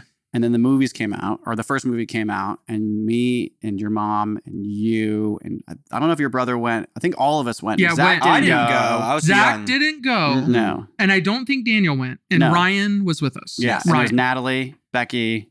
Now, see, I have memory. Help me jog my memory of this. Before we went, we served at a... Probably a food shelter or something. No. It wasn't a food shelter. It was a Salvation Army where they were giving out Christmas gifts, but we ran carnival games. Does this sound familiar to you? No, but I mean, we did this every Christmas. You would go and you'd like run a line and cook spaghetti. And then like you would, and everyone won. They weren't like, actual scams at carnivals, and you would give the kids the toys. I have no memory of that. You don't remember? Okay, but you remember going to the movies. Because everything I remember was you. Well, see, that's the thing is I remember the treat for doing the work was going to Lord of the Rings. Yes. And I remember Zach and Daniel not being able to go because they're like, it's PG-13, but we also got to see it because everyone thought it was an allegory for Jesus. Exactly. And Tolkien, it's not. It's not, bro. No. Which, do you know why he made the books? Why? Do you know what? He went to a professor and he said, hey, what's our mythos of England? And the guy's like, what the fuck are you talking about? He goes, the Greeks have Zeus and the Nords have Thor. Where's our talking tree? Where is it? And he goes, oh, hey, it was all burned by the French Crusaders. If you didn't burn your shit, you died. So Christianity took over. And he went, fuck that. And he wrote Lord of the Rings as the mythos for England. Wow. That's what it actually is. I had no idea. Yeah, so it's very punk rock. Yeah. He's very he was like, fuck that shit. So he made, it's the story of man coming from England. Middle Earth is England. To the east, there's a shadow, a whisper. It's Hitler. You know what I mean? It's an allegory for the German Nazis. Stop. You could go on. Bro, dude. Well, the point that I was going to make is it was a midnight showing, right? I don't know. I thought it was. No, fuck no. It was like a 3:00 show. No, you were pretty young. We would never go at midnight. Was it midday? Maybe that's more memory because I was scared midday. We stayed up all night because we were terrified. Yeah, I did not sleep for one day. I did not sleep for one day after seeing Lord of the Rings. I just remember reading all those books, loving them, obsessing over the maps. I'd like open up the map and have it on my bed, and then I'd read the book at the same time. I have one in my bag if you want to. We can open it right now if you want. We're sitting in the theater, and I remember the first time that orc hit the screen. I can't remember if it was like crawling out of the ground, but my life fucking changed. Oh, yeah. I'd never felt more scared in my entire life. I was like, demons are real. Oh, yeah. Demons are very real. It was also a step up in like graphics for movies. We won all the Academy Awards for it. Well, It was it's like the makeup graphics. design. Well, not only graphics, but makeup. Yeah, That's why it was terrible because it was real. Never seen anything like You've it. never seen a big giant 6-foot Samoan man in death makeup. Like that, dude, scary. It was that fool is scary. Yeah. Oh, it was terrifying. And I remember that we had a bunk bed. Oh, I remember. So I was with you guys. Yeah. And I was scared shitless. Yeah. And I didn't even want to talk about it. No. I was like, I'm done with this. I put the books away. And it was really sad. Yeah. Because I packed the books up and I was like, I'll see you in the future. Yeah, yeah. I was like, I can't look at you now. I'm just a boy, not a man. And I was like, Zach's up on this bunk. And I was like, Zach, come down and sleep with me. And you were like, I don't want to. And I was like, get in my bed and sleep Get in my bed and hold me. Yeah, and hold him. Yeah. No, my mom scared me. See, I thought the movie, when I saw that scene, I was a little older and it was scary. So what the scene you're talking about is when the orc comes out of that like condom in the mud. Yeah. And the first thing he does is kill the guy that helps him out. Chokes him out. Chokes him out and kills him. And I was like, oh, dude, that's fucking gnarly. And my mom was like, yeah, because the very first thing he did when he was born was murder. And I'm getting goosebumps thinking about it. Dude, I was like, oh, fuck, that's terrifying. Like they were born to kill. That's it. Just pure murder. Yeah. And I that's what kept me up at night. That something could be created to just murder. Pure hate. Pure hatred. And I just was like, that can't exist. That can't be real. Please don't make that real, you know? And then closing your eyes. Yeah. It can't be real. See, I didn't even have the concept. I couldn't even conceptualize it that way. Mine was just like, please, but why the makeup? Oh, dude. Oh, well, and then the hilarious thing that happened is after the movie ends and you see them look into the distance towards Mount Doom and it goes black and it says directed by Peter Jackson. Some lady goes, well, did they make it or not? It's like, dude, there's 2 more movies, you idiot.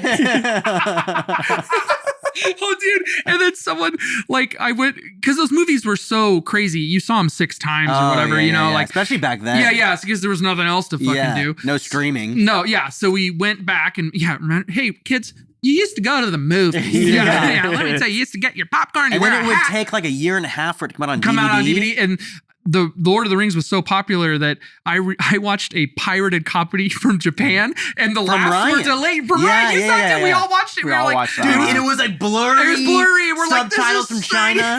Yeah, but that was like the first ever of watching streamed video. Ever recorded. Yeah, because it was through the thing. And they were always like, Ryan, how did you do it? And he'd be like, I can't tell you. I can't tell you how. Why are you such a hacker? Oh yeah, he was like. I'll never forget being in Ryan's room and being like, Ryan, what are you doing? And he was like, there was like family group happening or whatever. And he was by himself, like eating food. And there was a pirated version of Count of Monte Cristo playing. Yeah. Right. And it was like subtitles. So cool. And I was like, he was Count of wild. Monte Cristo? Oh yeah. How do you have it? And he was like, don't ask. Don't ask. Yeah, can't tell you.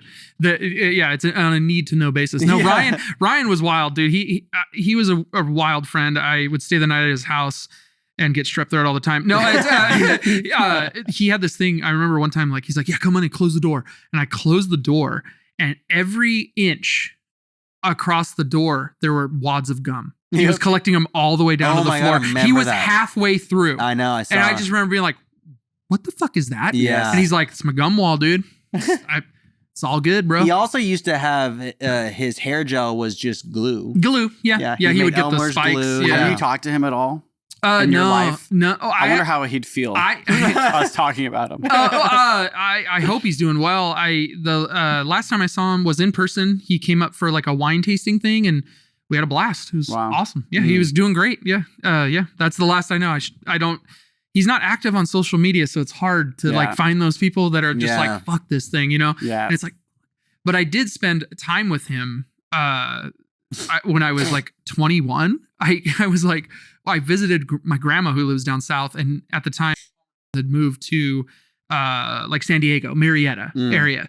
And I was like, hey, I'm already down here. Fucking let's hang out, bro. And like the lamest 21-year-olds, dude. Like we slept all day. We went to the movies at night, drank Shirley Temples. Like, dude, we're so fucking lame. But it was fun. It was fun. Like we would, because it was so hot, we slept during the day, and at night we'd just ride bikes through Marietta, like all night. And then we would, and it was just like, and we, you know, and then when the sun came up, we'd go to sleep. We did that for like 4 days, and just, it's a really cool memory that I have of like this weird experience, you know, and we watched Clerks 2 had come out, and we probably watched that 7 times because it was air conditioned, you know what I mean? But we just fucking laughed so hard at that movie, dude. Like, dude, it's so good. It's like one of the best comedies of all time. It's so fucking funny, yeah. Dude, their house was such a funny house to visit. It was visit. Awesome. It was chaotic. Yeah, I loved it. It was chaos. Which if you're wondering, Zach, do you think we should probably beep out some of these names? It's on you, man. You're the edit the long form. Or I'm leaving them in. Okay. No, I'll probably beep out. I don't think we're saying anything bad about these people. And no, we're not. We just normally beep out names. Yeah, but, I don't if you're curious who these people anymore. are, these are people that also had home fellowships at their house. Yeah. You know, so you'd be like, a bunch of families would go over to this family's house and have like a Friday. worship Bible night, and all the kids would be in the back being rambunctious or rambunctious, watching Princess Bride. Yeah. Then it'd be at the Dolby's house. Then it'd be at the Blossom's house. And this is the Palmer's house. Those are like, and then like we're all homeschooled. Yeah. Right. None of us were in public school. No. And so then we might go over to some person's house for Science Day. Yeah, right. All right. dissect, they like, held Science Day, yeah. Right. You know, and that was like the most we learned all year. Take apart a frog and think we're learning something. Yeah. Those are some of the most memorable days. Oh, dude, I remember just all the families getting together for Science Day. The worm. And the starfish. I remember the worm. And remember it looked like Taco Bell meat, and we couldn't get over it. Like I didn't eat Taco Bell for years, bro. I was like, that's what's inside those motherfuckers. Ew, dude. That's where they get that meat. Ew. Yeah, dude. Yeah. And then like fucking Ryan or Daniel would be like just fucking snorting Fun Dip and shit. Like Daniel was a wild kid. Dude, one time I stayed the night at their house. Fuck, dude. Daniel had fallen asleep without his blankets on. Yep. And he slept in his underwear because he's a fucking G. Yeah, dude, and he woke up freezing. So he goes to the thermostat, turns it to 92. We all wake up at like 5 a.m. screaming. And he's laying on his bed like a fucking sultan, just like nips out, just fucking. And his dad put a lock on the thermostat after that, dude. And dude, we were sweating. I've never thought I was gonna. I'm like, oh, dude, this is how camels feel right before they die. Oh, fuck. Yeah, we were all drinking water, dude. It was gnarly, dude. But just to be like, oh, I'm cold. Turn it up to 90. Hey, why do they go up to 90? I would love to have them on the cast. Oh, dude, Daniel's doing good too. He's doing great. He's always doing the same kid. We're on Halloween. He had so much Halloween candy. He threw up in the fucking heater vent. We all stay the night at each other's houses. Yeah, and so he threw up in the heating vent.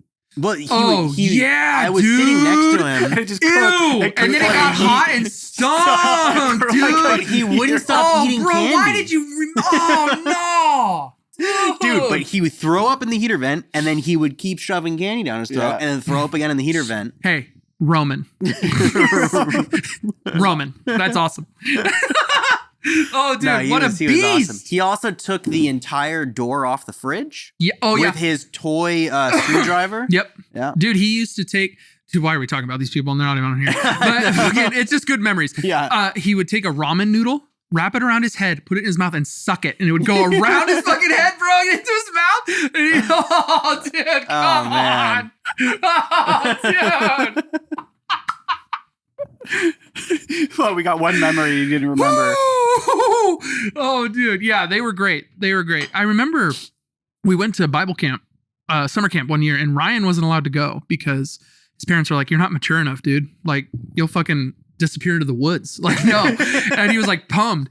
And then they let him go the next year because I was like, "Come on, man. Like, it's Ryan. Like, we all got to be there." And he went. And I remember that distinct moment where Ryan started like grooming himself. Because he was like, girls are cool. You know what I mean? Yeah. And I was like, and I remember that was where I was like, oh, should I go back? I'm like, oh, what's happening? Like, you don't even realize it's happening, you know? And you're like, oh, yeah, I guess so. Yeah. Oh, what's happening? Yeah. So that's hilarious.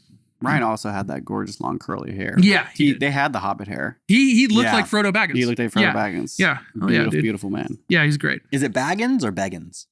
I say Baggins. This is also the same. And if you're a fucking dumbass, you say it the other way. No, okay, cool. No, I just want to know who I am. No, it's Baggins. I would say Baggins. This was the same person where on one of the family nights we were talking about swirlies in the beginning, where worship's happening in the front, room. Our dads are praying, teaching as they did. Yeah.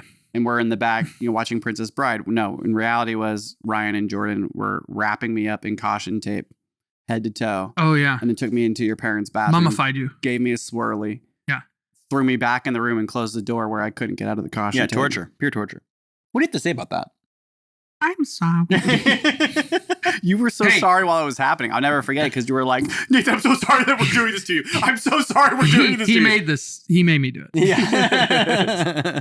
Yeah. No, dude, something I wanted to talk to you guys about is music. And do you guys ever like re-listen to or listen to like old Christian music? No. You shut it off? Well, which band you talking? Well, see, like in my rotation is like it'll be in my playlist is like Jars of Clay. Really? You're still listening to Oh, this? dude, yeah. Rain on my face. Yeah. Well, because when I hear those songs, it's like a time machine. I know it's corny as fuck. No, it's true. But it's the closest we'll get to time travel. And I can remember the Napa house. I can remember my mom making tacos. We're playing in the backyard. Yeah. That's playing on the stereo. And then the Bible study would happen. We'd watch Return of the Jedi. Yeah. So it's a good memory memories. for me. You know what I mean? Like, so when I hear these songs, I'm like, I can almost smell the food. You know what I mean? It's so cool, So Jars of Clay is one of them. That's actually a really beautiful point that you bring up because so much of our podcast is not necessarily talking about good memories. Sure. Yeah. Right. Right. Yeah. It's all about trauma here. Yeah. Allow me to fix that. No, I'm just obviously, we also had a wonderful childhood. And I think that like part of, like separating yourself from the trauma of your past is being able to actually look at your childhood in a positive light. Yeah. And I mean, these were I felt like we had the luckiest childhood. If you really want to be honest about it. Like, oh, really? Yeah. We play video games, watch movies, hang out with your best friends, go to summer camp, winter camp, spring camp.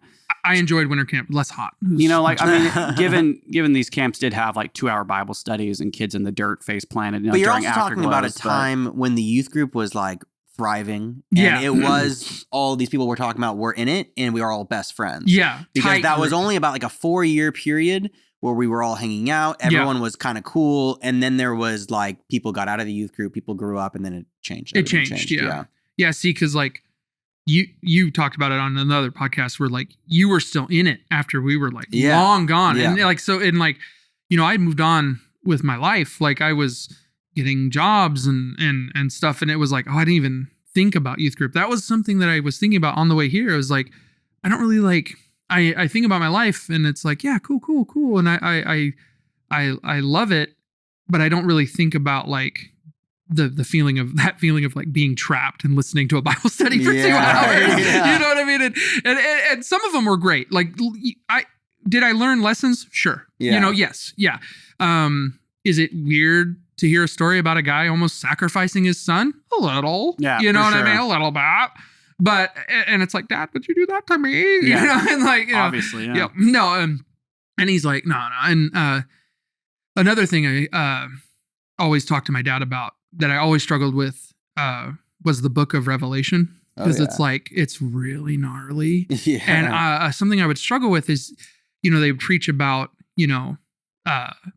the slaying of people and the decimation of the unholy and a lake of blood and this kind of stuff. And, you'd hear a guy behind you going like, hell yeah, amen, brother. Yeah. Amen, brother. And in my head, I'm like, we should be on our knees wailing that does not happen. Yeah. Like it made me think of the times like when Moses would like the verse says something, it's very specific. It says something like, and God's heart was moved by their, wailing, their, hey, help us. And I'm like, if it happened back then, we should probably try it again. Yeah. So that doesn't happen because that sounds effing terrible. Yeah. And so that was always my mindset. I was like, I don't like that book. You know what I mean? And they're like, oh, but it's like, it's the fulfillment of prophecy and blah, blah, blah. And it's like, yeah, it was written by a guy who was being boiled alive. You know what I mean? So no, but it was a hard one to swallow. And I would tell my dad, I'm like, Dad, I'm struggling with this thought of hearing older men say, I can't wait for the rapture to happen. Yeah. When I'm, 17 years old, it's like, I want to have a wife. I want to have a kid. I want to experience life. Am I a sinner for feeling that? And my dad was like, no. That feeling of wanting is God-given. Like he would explain that to me. So he's like, don't feel bad if you hear people talking about the rapture and how, they want to, it be over. It's like, their lives are hard. Of course you want to go to paradise. Right. Who wouldn't want to go to paradise? I don't want to pay bills anymore. Fuck, dude. Yeah. So fuck that shit. Once again, like a beautiful description of like a parent that was being a realist. Yeah. Right. Yeah. Right. Bringing reality to the supernatural. Right. Like, Dad, this is kind of crazy. Yeah. And he would be like, yeah, I know. It is kind of crazy. Yeah, he's like, yeah, I know. Yeah, but that was something that always stuck with me is I would hate those kind of like low murmurings of like, yeah, brother. And there's a lot of them in church. Oh yeah. Yeah. That always hurt me. That hurt. I'd be like, no, I don't like that. I would make a mental note to not allow my heart to feel that way. I'd be like, no, not me. Speaking of Revelation, there's a lot of people in our comments on Instagram and YouTube right now that are reminding us the end times are near. Sure. Hey, they were reminding us when we were also like 17, 16, the end times were really close. The end times seem to always be near. Yeah. Really close by. Yeah. It's, we've talked about that a lot, that's probably, for like my insomnia. Yeah. Right. Trying not to always blame everything on, trying not to blame everything on the Bible. But when you are a kid and that was your experience. Yeah. For me, mine wasn't being scared of the end times. It was, at least I'm one of the lucky ones who has the answer. Oh, interesting. I was never scared of it. I was always proud of it. I was petrified. Yeah. Yeah. Oh, no. So I think that's the correct response. Oh, yeah. Right. I don't want to see a lake of blood. Of anybody, any person. Mine was like shocking. Holy or not. Yeah. When I was like 17, 18, I was like, wait a minute. Could have I just did, psychedelics for the first time. Yeah. I was 17 years old, 18 years old or whatever. And I came out of it and was like, is it possible some of these people in the Bible were just like, because I saw the same shit, that this person would be talking about in Revelation. I would see that and like make these connections and be like, I wonder if drugs were part of these people in the Bible. Like, were they using these sort of substances and whatnot? I never was once scared about the book of Revelation. I wasn't scared about end time. Interesting. I think it played out for me in insomnia as a kid. Oh, interesting. Like when I would go to sleep, I remember as a kid going to sleep, I'd always be really scared of, I didn't even know what it was. It was just like, something around going to sleep and death and eternal life versus certain people going to hell for eternal life. Lay me down to sleep. That concept of eternal life, whether hell or heaven, was too much for me to process. Yeah. So falling asleep was like, what's a tiny death? It's a tiny death. Tiny death. Yeah, exactly. I get it. It's I lay me down to sleep. I pray my soul keep. May I wake. Or Right. There's I'm totally butchering it, but there's a part of it where it's like, I pray I wake. Where it's like, well, that's scary. Yeah. Yeah. Well, and another thing that always kind of got me, and I talked to my mom about it maybe a year or so ago, and I was like, so Moses wrote the first 5 books of the Bible, and smart guy,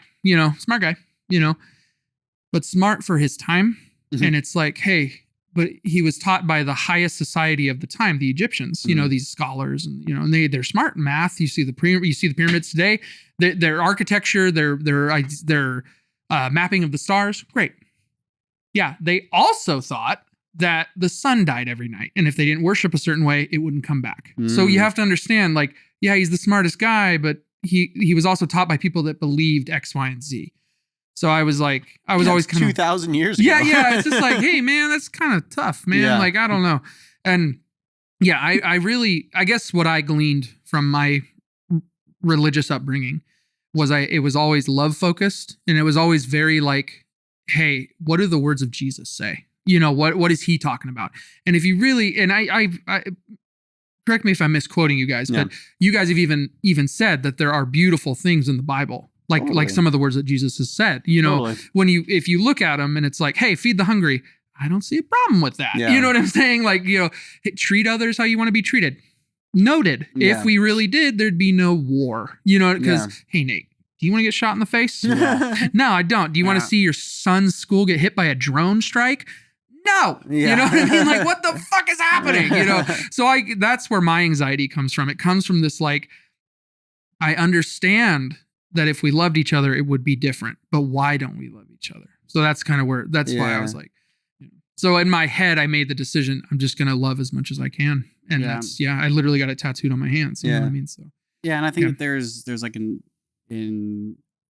there's so much that we talk about with different people on this cast where, like, I think good parenting is like really fucking important. Oh, this is like where, like, monumental. We were just talking to a guest, I think our last guest before you, we were talking about how the episode's not out yet. So gotcha.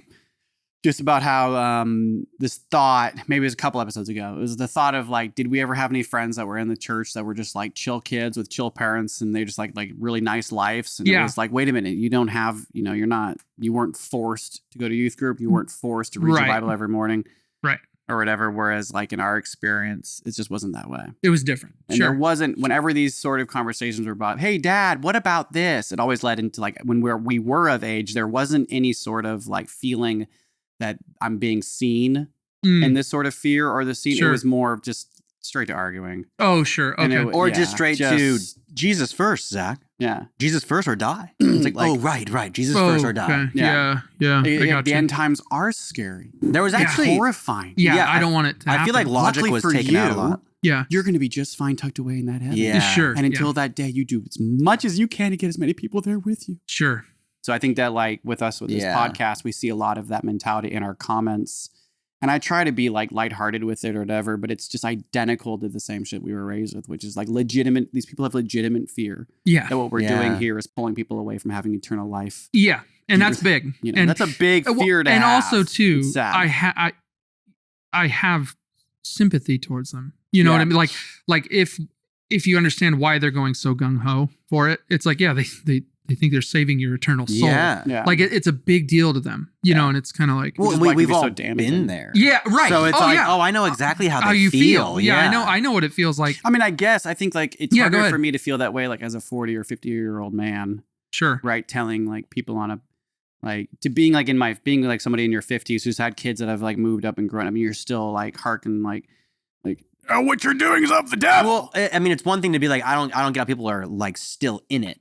How could you spend 50 years still in it and not see through, like, the bullshit? Right. I don't get that, but I do understand the feeling of being in it and being, like, in the cult. Sympathizing. Yeah. Oh yeah. Yeah. Of course. But yeah, again though, like there were great times even being in it, you know, like one of the things, like, I liked a lot were going on, like, the mission trips, because you felt like you were actually doing something. Like sometimes, you go to church so much, you're just like, what are we doing? Like, but then you would go to, like, gleanings. And, there's something that, and I have a story about gleanings about you. There was we've talked so much on this. We call out so much of our past on this podcast. That's why we have this podcast. Mm-hmm. And so, like, mission trips having a direct connection to colonialism, and, like, a bunch of white people going to Mexico. They don't even speak the language, but they're, like, doing these plays in front of Spanish-speaking people of, like, Jesus dying on a cross and outfits or whatever. The passion play, or oh yeah, you got it. Passion of the heart, or something like that with the red, the red heart. Yeah, we shiny hands. So the so glitter. Things. But if I'm looking back on this passion, like, regardless of how I was on those, past mission trips, that was the most diverse I ever got in life. Sure, was seeing diversity. Yeah, and seeing how other people lived and having those thoughts, like, like, we're here doing this, and that's kind of weird because they're just, like, living their lives normally. Yeah, how would I feel if I was just, like, walking down the street and a group of people were in costumes, like, doing a reenactment of Jesus Christ dying on the cross? You'd probably think it was pretty fucking weird. I'd probably be like, praise Jesus. Well, okay. Little thing about that play is I wanted to do it, and we go to your house and they're like, they have the video, like the training video, like thanks for purchasing this video for your youth group to bond over. And I'm like, okay, tight. That's fucking weird.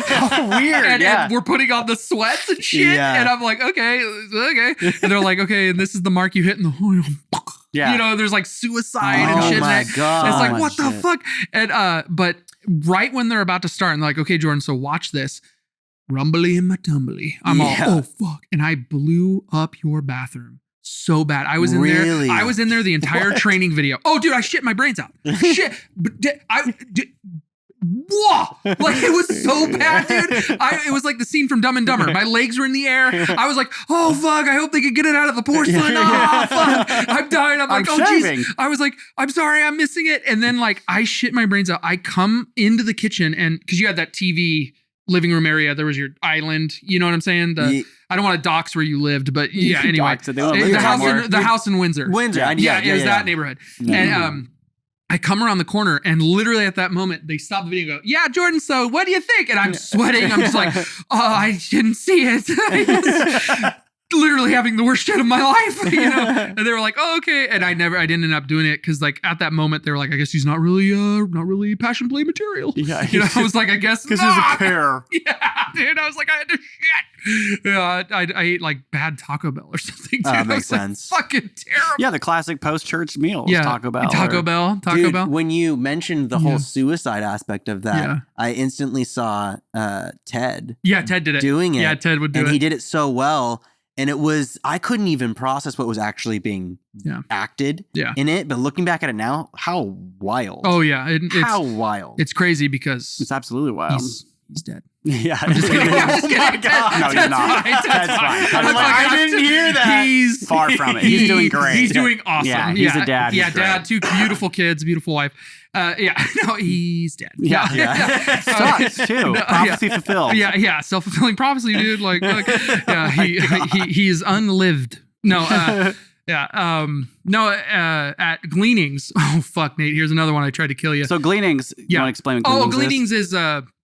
It's a peach dehydration plant. Yes. Where what the term gleanings means is it's to glean from what's left behind. And these peach farmers can't sell nice looking peaches or deformed peaches because white people won't buy them. Yeah, so you get them and you cut them, you dry them, you send them to poor kids in Russia. Yeah. Or Afghanistan or New Zealand, or probably they just kept them. I don't know. I'm just sorry. They were sweet people. They were great. And at Gleanings, they had built this like new cafeteria. And there was this nice big door, and above the door was this bug zapper. And I was like, we were like getting some drinks late at night, like there were no lights on and shit. And I go, Nate, fucking jump up on that table, fucking spit water into that thing. And I'm like not realizing how electricity works. And you fucking did it, dude. Of course. You were like, fuck yeah. And you got up on the thing and you were like spit it, and it was like, and we just fucking bolted. Yeah, dude. We were like, so fuck. Loud. We were like, we're gonna burn it down. Like, fuck. We like got in our sleeping bags. We were like, no, we were here the whole time. I was here masturbating. Yeah. Don't tell anybody. I'm praying. I was praying. And I was using the peaches. Yeah. What peaches? I lost my virginity at Gleanings to a peach. Oh, dude. Oh man, that was tough work though. Hey, but the thing about that though is I felt bonded to you guys through that hard work. I think people like bond, even if it take like the religious part out of it. If you work hard with someone, dude, you're like in the trenches, you are bonded. Yeah. This is the way they got Jesus into you. Yeah. They make these kids work like 10-hour days in the sun. They'd be like, all right, now sit down. We're going to teach you about the book of John. Yeah. Like, oh. Because you're like, it's like you're in the trenches. People would come from all over the world. You'd be like chopping peaches next to somebody from Canada. This other person was from like Norway. Dude, but that was the place to meet like a new long relationship. Just like everything with religious camps is like going to find your wife or husband.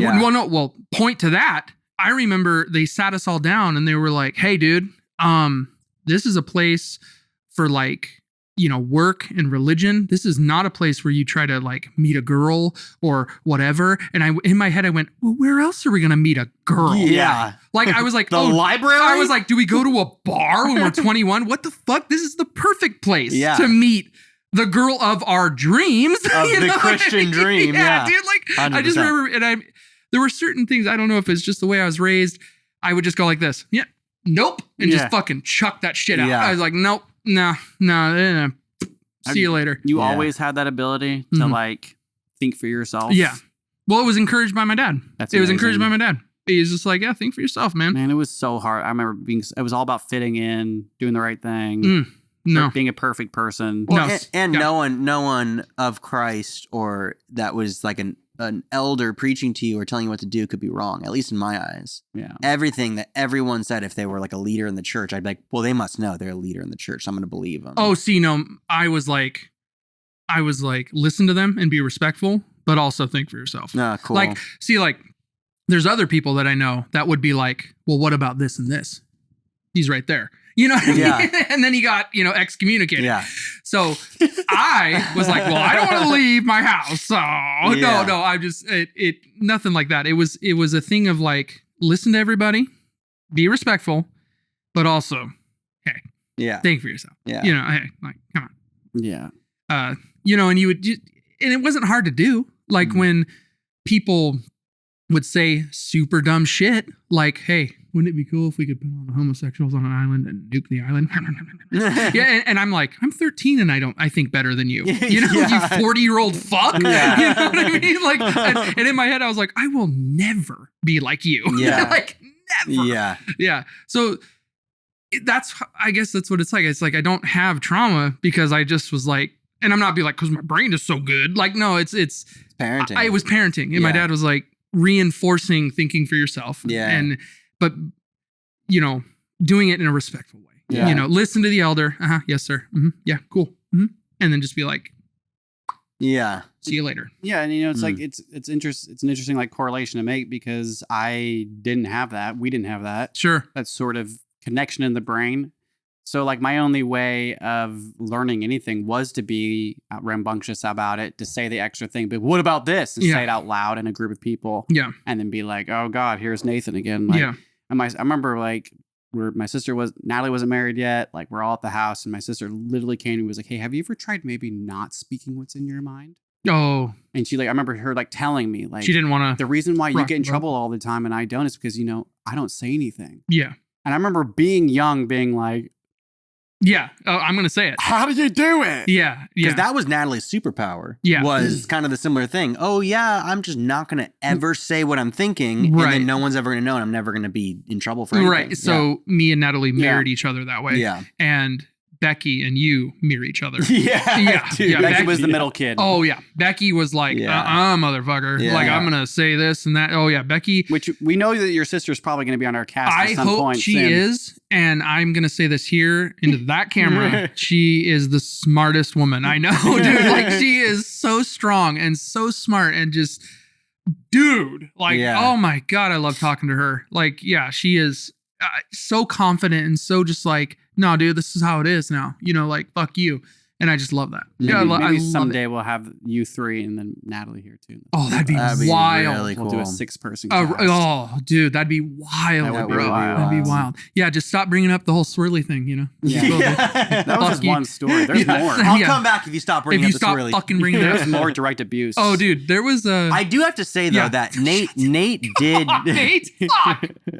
Nate did kind of bring that on himself, though. Of course. That's my point I'm he making. Was I like know how to not. For it. It was like kind of the funny, cool thing to do. And he was like, oh, I'll let you put my head in the toilet if I'm cool. Yeah. And it was like, well, I guess we can do it. Yeah, I didn't feel good about it. I think, I mean, not to call it Ryan, I think he felt good about it. He thought it was hilarious. I think he drank hilarious. Out of the toilet. So, I mean, like, he's like, oh, you mean out of where we get water?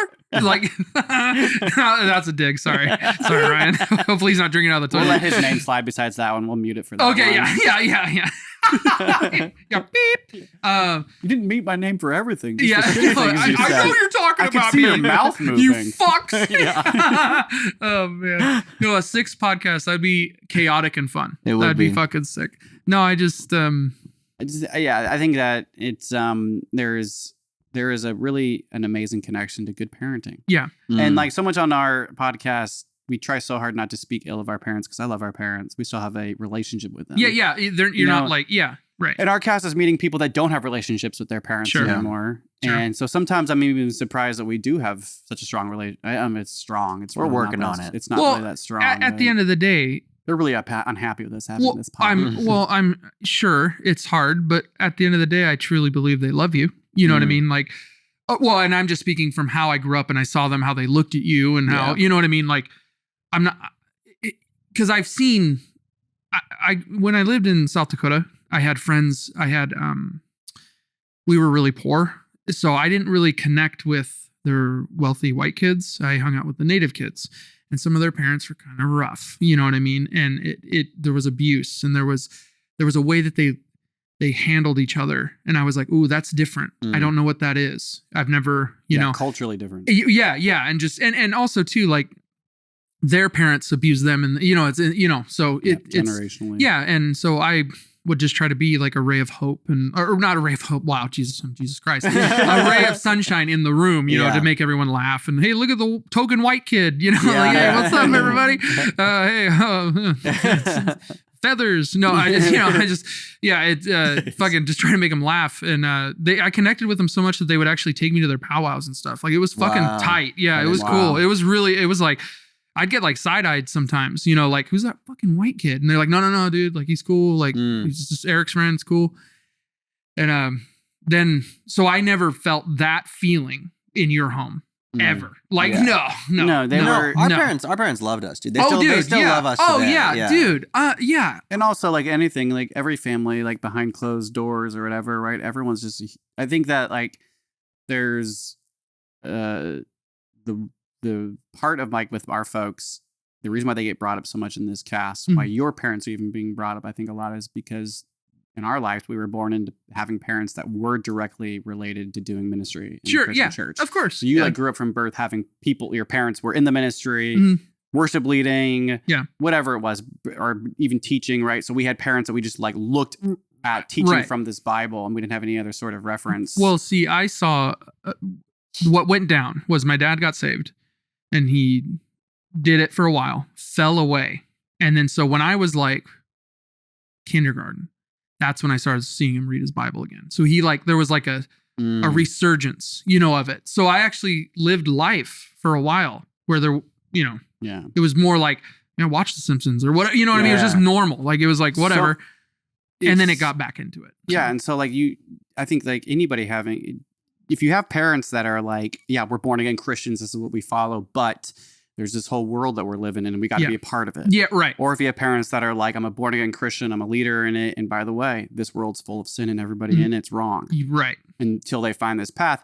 That's going to be like this really, you're going to have, unless you follow that path, right, you're going to come up swinging against it. Yeah. So like to respond to you, is my parents are absolutely amazing lovers. Oh, yeah. They're unconditional lovers. I've just always said, and this cast has really helped me and Zach come to this conclusion more and more, is that they do have unconditional love. It's just the religion they choose and how they believe in it that makes it conditioned. Okay. Yeah. They're not incapable of unconditional love. Exactly. Right. I see what you're saying. But in our experience, they have had direct connection to doing things that I saw many other parents never treat their kids that way. Sure. Where there wasn't this religion that was defining how they, everything top to bottom. Yeah. And, parent. And my sensitive heart, I would want that to be bridged. You know what I'm saying? Like, I would want that to be over with. You know, and same. I think that's how your parents are. Yeah, right. They have that bridge. Yeah. Of being like, you know, like, and your parents would do things where they'd be like, yo, that person, that leader in the church is not right. Don't listen to what they just said is wrong. Oh, dude, my dad would get in arguments all the time. Like, all the time. Like, he'd be like, yeah, no, what you're preaching there, that's works based. It's all about loving God, man. What are you talking about? Yeah. And then be like, well, Jeff, come on. Like, and he's like, no, dude, no. Like, no, we're out of here. Get your shit. We're out of here. Yeah. It's like, oh, Dad, I guess we're going to a new church. You know? It's like, okay. Yeah. So my dad was very like, not like righteous indignation or anything. He was just like, no, if you stop talking about Jesus and you stop preaching love, what are we doing? You know what I mean? So it's, and it was always love first. Always. Yeah. And just, it's like, oh, but what about this issue? Approach it with love. You know, what are you worried about? And so like, I would like love to sit here and be like, yeah, I think our folks are the same way they are, but then we get in conversations with them on almost every single issue. And that's not what's it's portrayed. No. You know? Yeah, no. My, like I told my mom, and dad that I had the panic attack and I was smoking weed. They laughed in my face. Like they laughed in my face. Like, what are you doing, you idiot? Did they know that you're coming on the cast? No.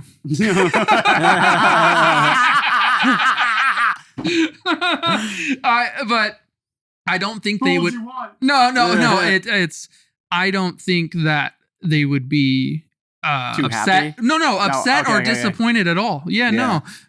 Like that's who they raised me to be. Right. Like if they're upset with you or whatever, they have feelings because their friends or your parents,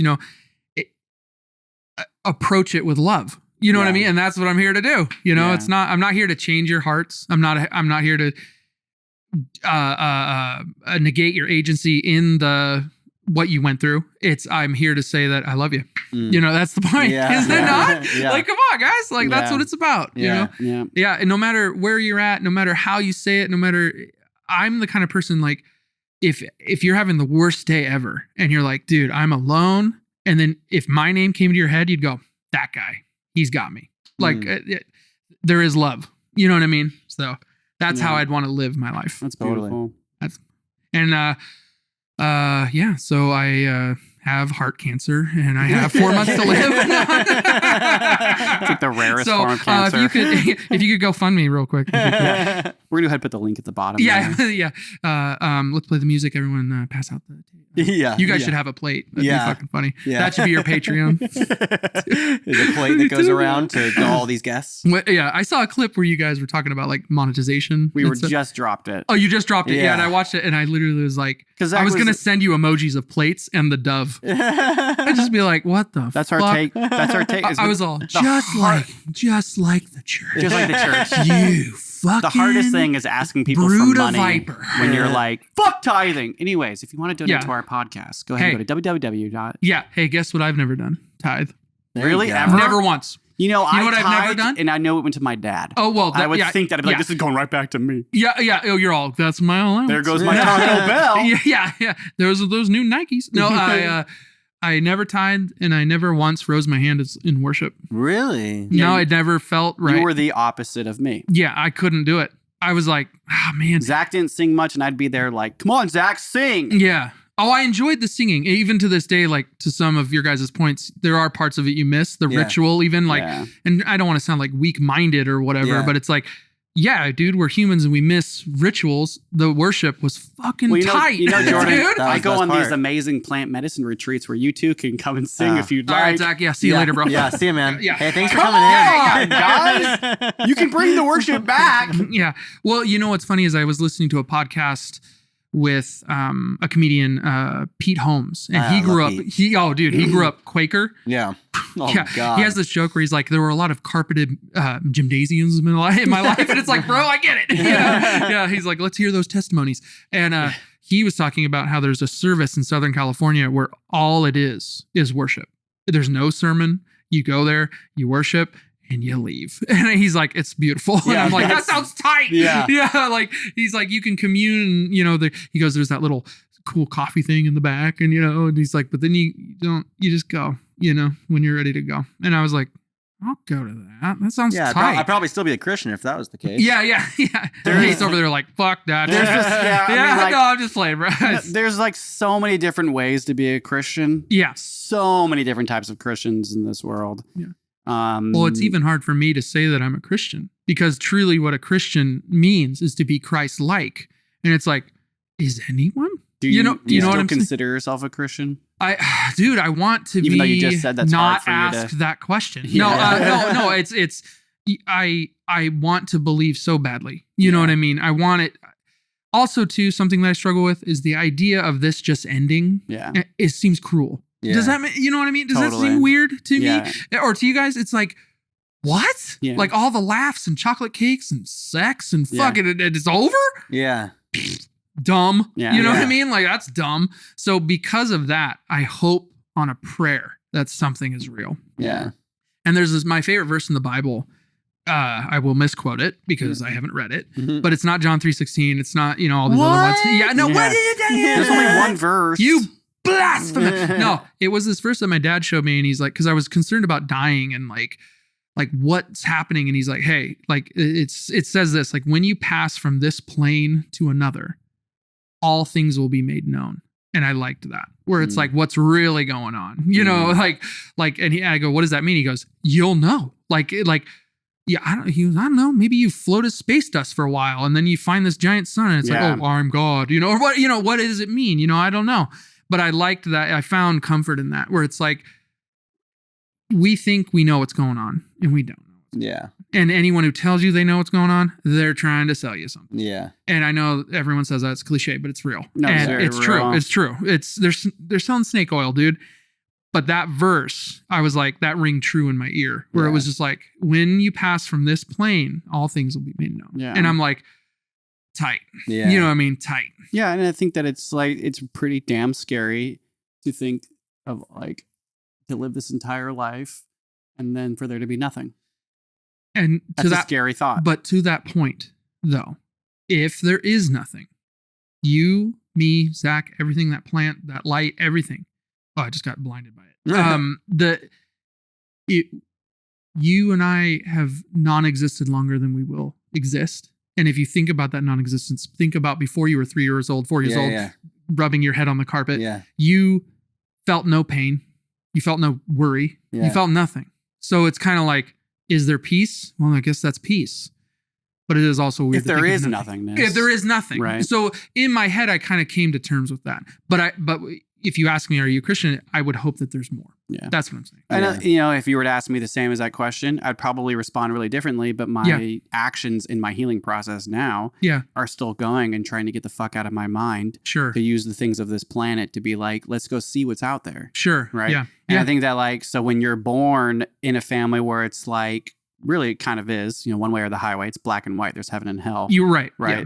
And then you like deconstruct that.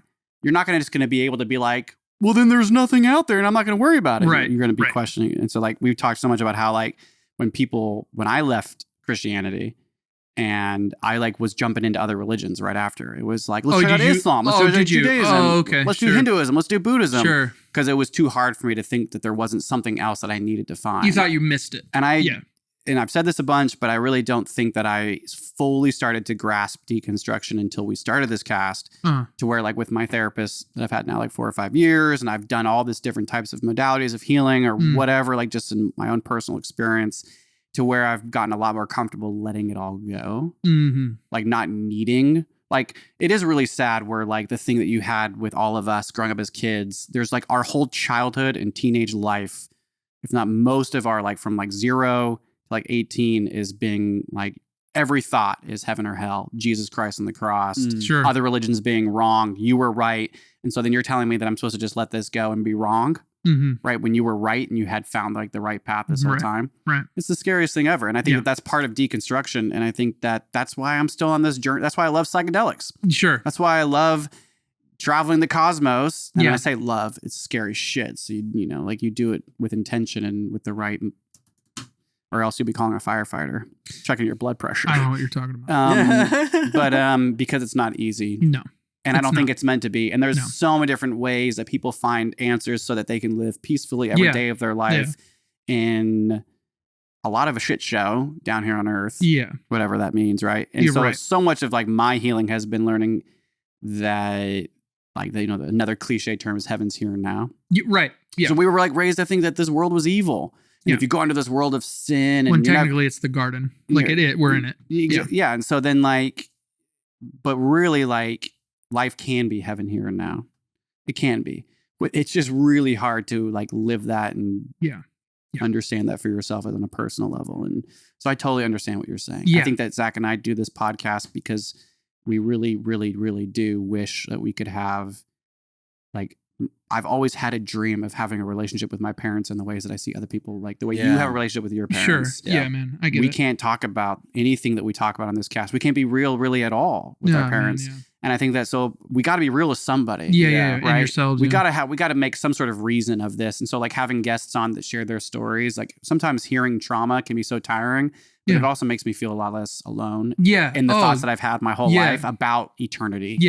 Or whatever. And you know, it's like, that's the thing that's weird about trauma and like depression and stuff is that weird, like trigger that goes in your head where you're like, I'm the only one going through this. Yeah. Like it's a weird, there must be near like a selfish node or something. Cause you're just like, I'm alone. Yeah, I'm alone. And it's like, why? Because you are not. Yeah. You are not. Well, you are kind of alone in your head. In your head. That's what it is. I think that's where the loneliness comes in. Yeah. Is you might be freaking out and you're like, no one else feels this. When in reality, it's like, no, there's someone feeling it right now, actually. And you're not alone. Yeah.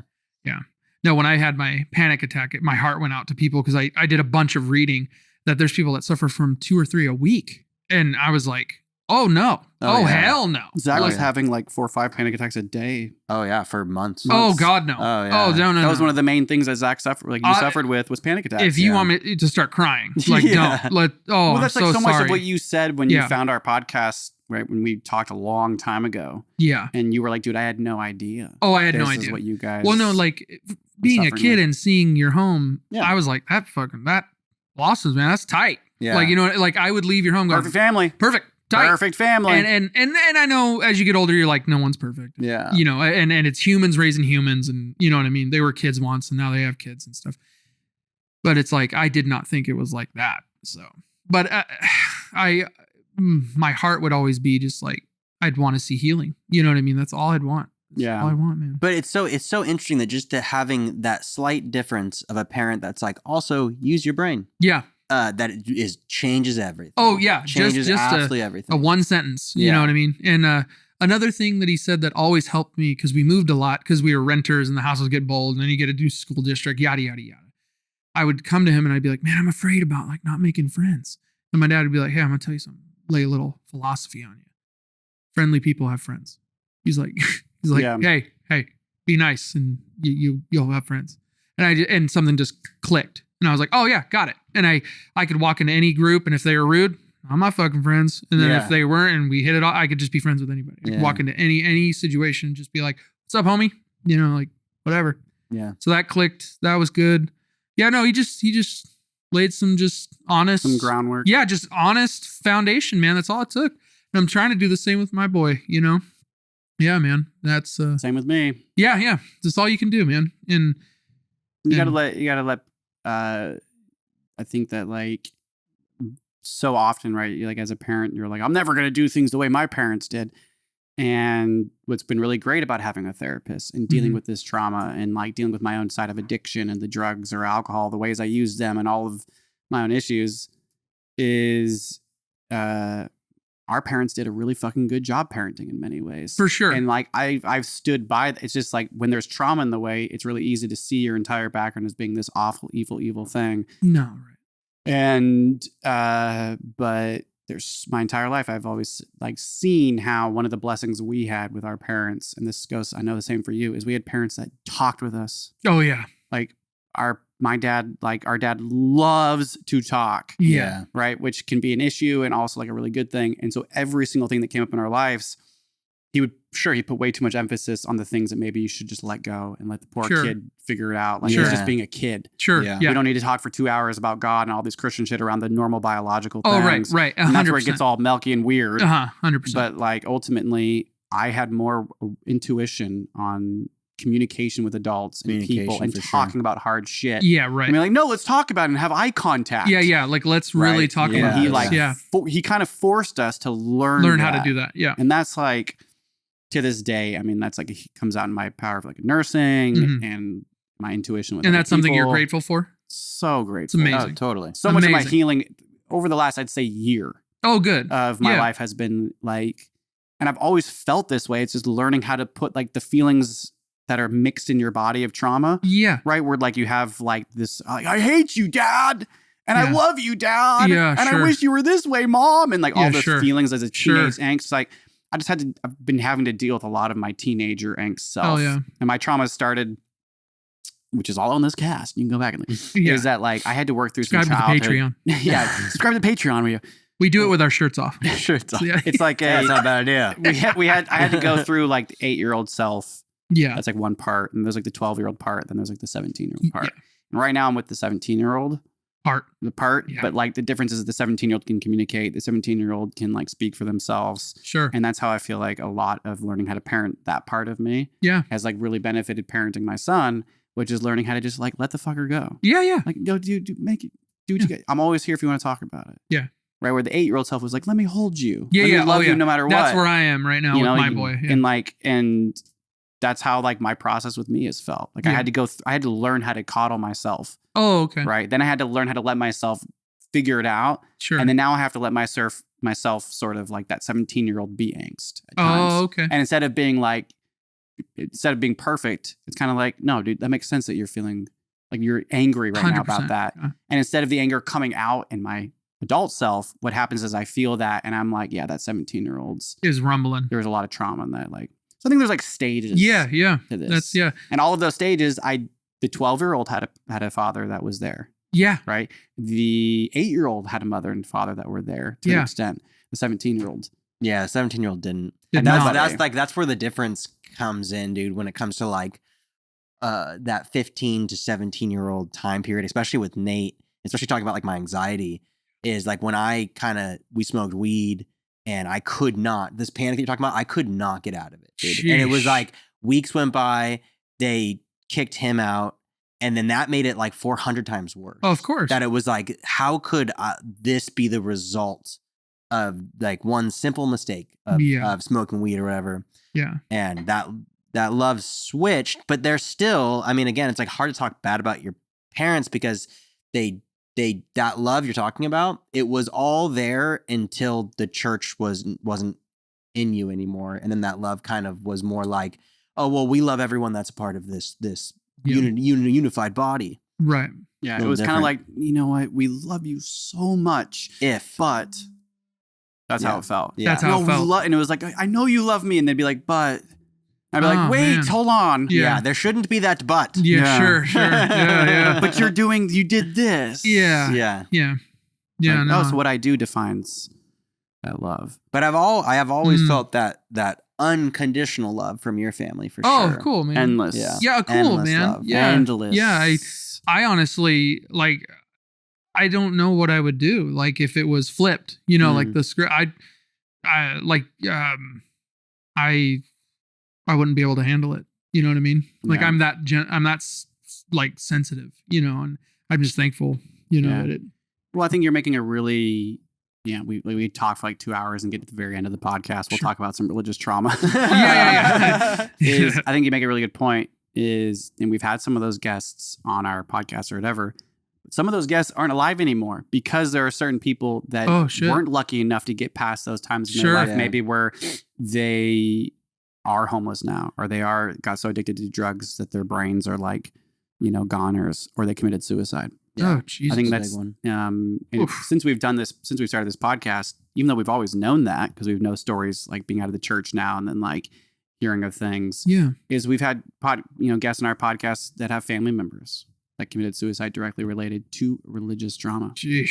And so I think that what you say is like actually a really good point. Is like that about yourself, that maybe there's like if you were put through certain situations where like you didn't have parents that you could go to be like, hey, I'm having this crazy, weird, scary thought about hell. And then having a parent be like, get used to it. Yeah. No. Where would that child go? Where would I have gone? Yeah. Oh, dude. Yeah. No. No. They were like, oh, Jordan can't handle it. Yeah. I always felt like, you guys ever see the movie Hot Rod?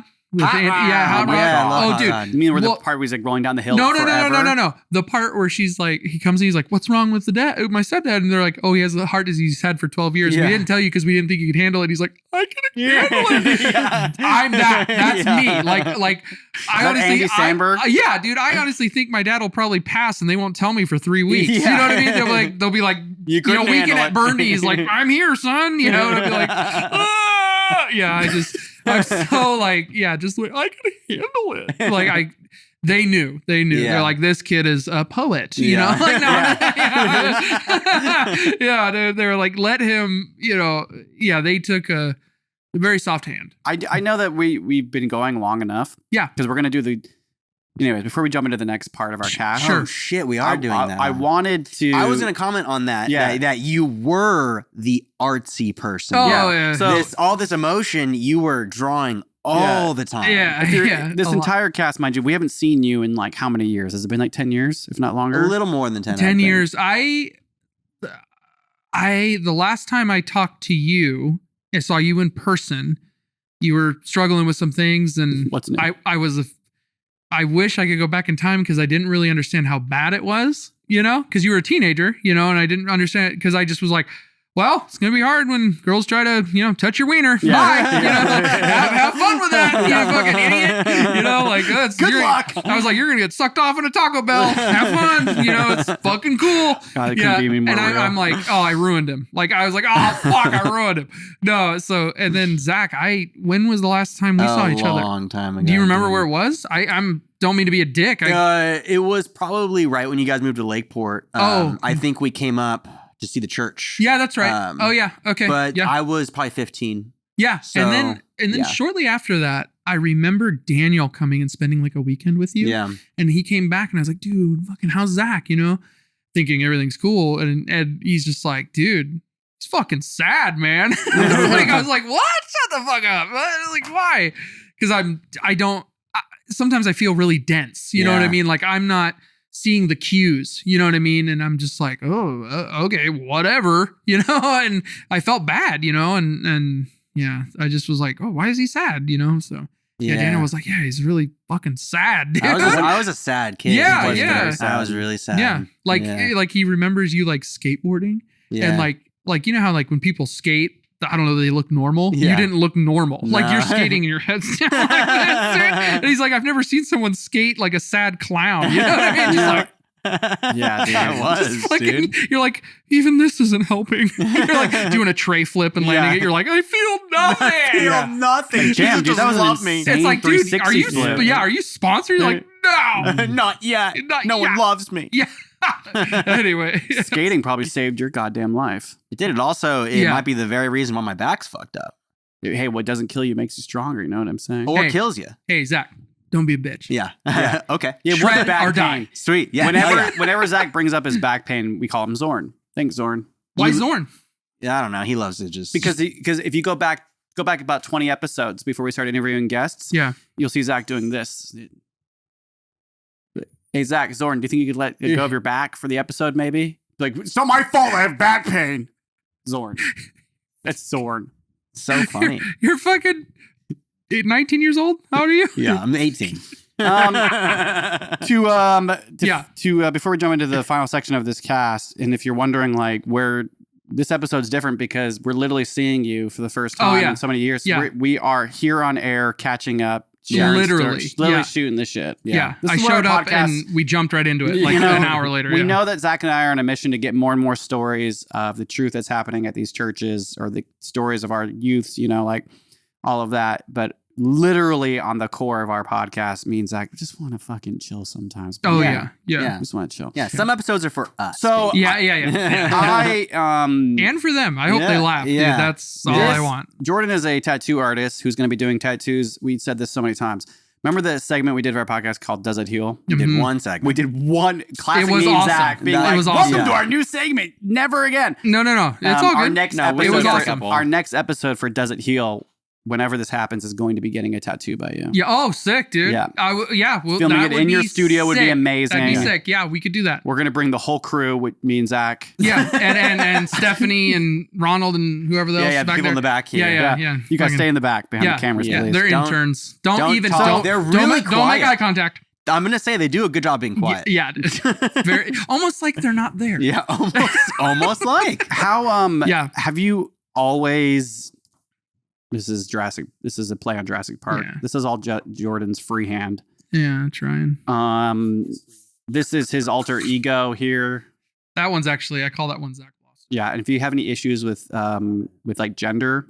Yeah, that's the one. Fierce. We saw this person on our cast when we came back from all taking a pee. Yeah, there you go. Yeah. The nice. Hand. Once again, these are all free hands. What's the name of your tattoo shop? Heritage Tattoo. Did you want to put it on blast here? Yeah. Heritage Tattoo in Lakeport, California. You gonna light it on fire soon and get that security money? If you want a real tattooer. Yeah, if you want a tattoo done by Jordan, you better get in line. No, yeah. Get online. I'm not that busy, but please book an appointment. So, but Mike, if you're just listening, I'm showing pictures of his art right now. Do you think there's any? I know the answer to this. You've always drawn. Yes. So I guess what's the question I wanted to ask is like, this shit is so fucking tedious to be able to draw like this. Yeah. I've always felt this way about artists, cartoonists. And you and I, as kids, one of the ways I used to always look up to you was your insane detail to movies and your ability to like recall how things were made, the actors, this director or this producer. And I like loved it. I remember like you'd always have the DVD perfectly pristine, put away. And so you had the movie Snatch. I'll never forget how we like loved the movie Snatch together. And I wasn't allowed to watch it, but then I would sneak watch it and you had a copy of it. And then I ended up buying my copy of Snatch because of you. Yeah. Because I thought it was so fucking cool. Did you get the one with the deck of cards? I got the whole thing. The big one. It came with the 2 the chips. The for gambling dealer's chips. chip. Dealer's chips. Yeah, for playing Texas Hold'em. Yeah. Yep. Yeah. I still have my box of DVDs up there. There was like 100 of them up there.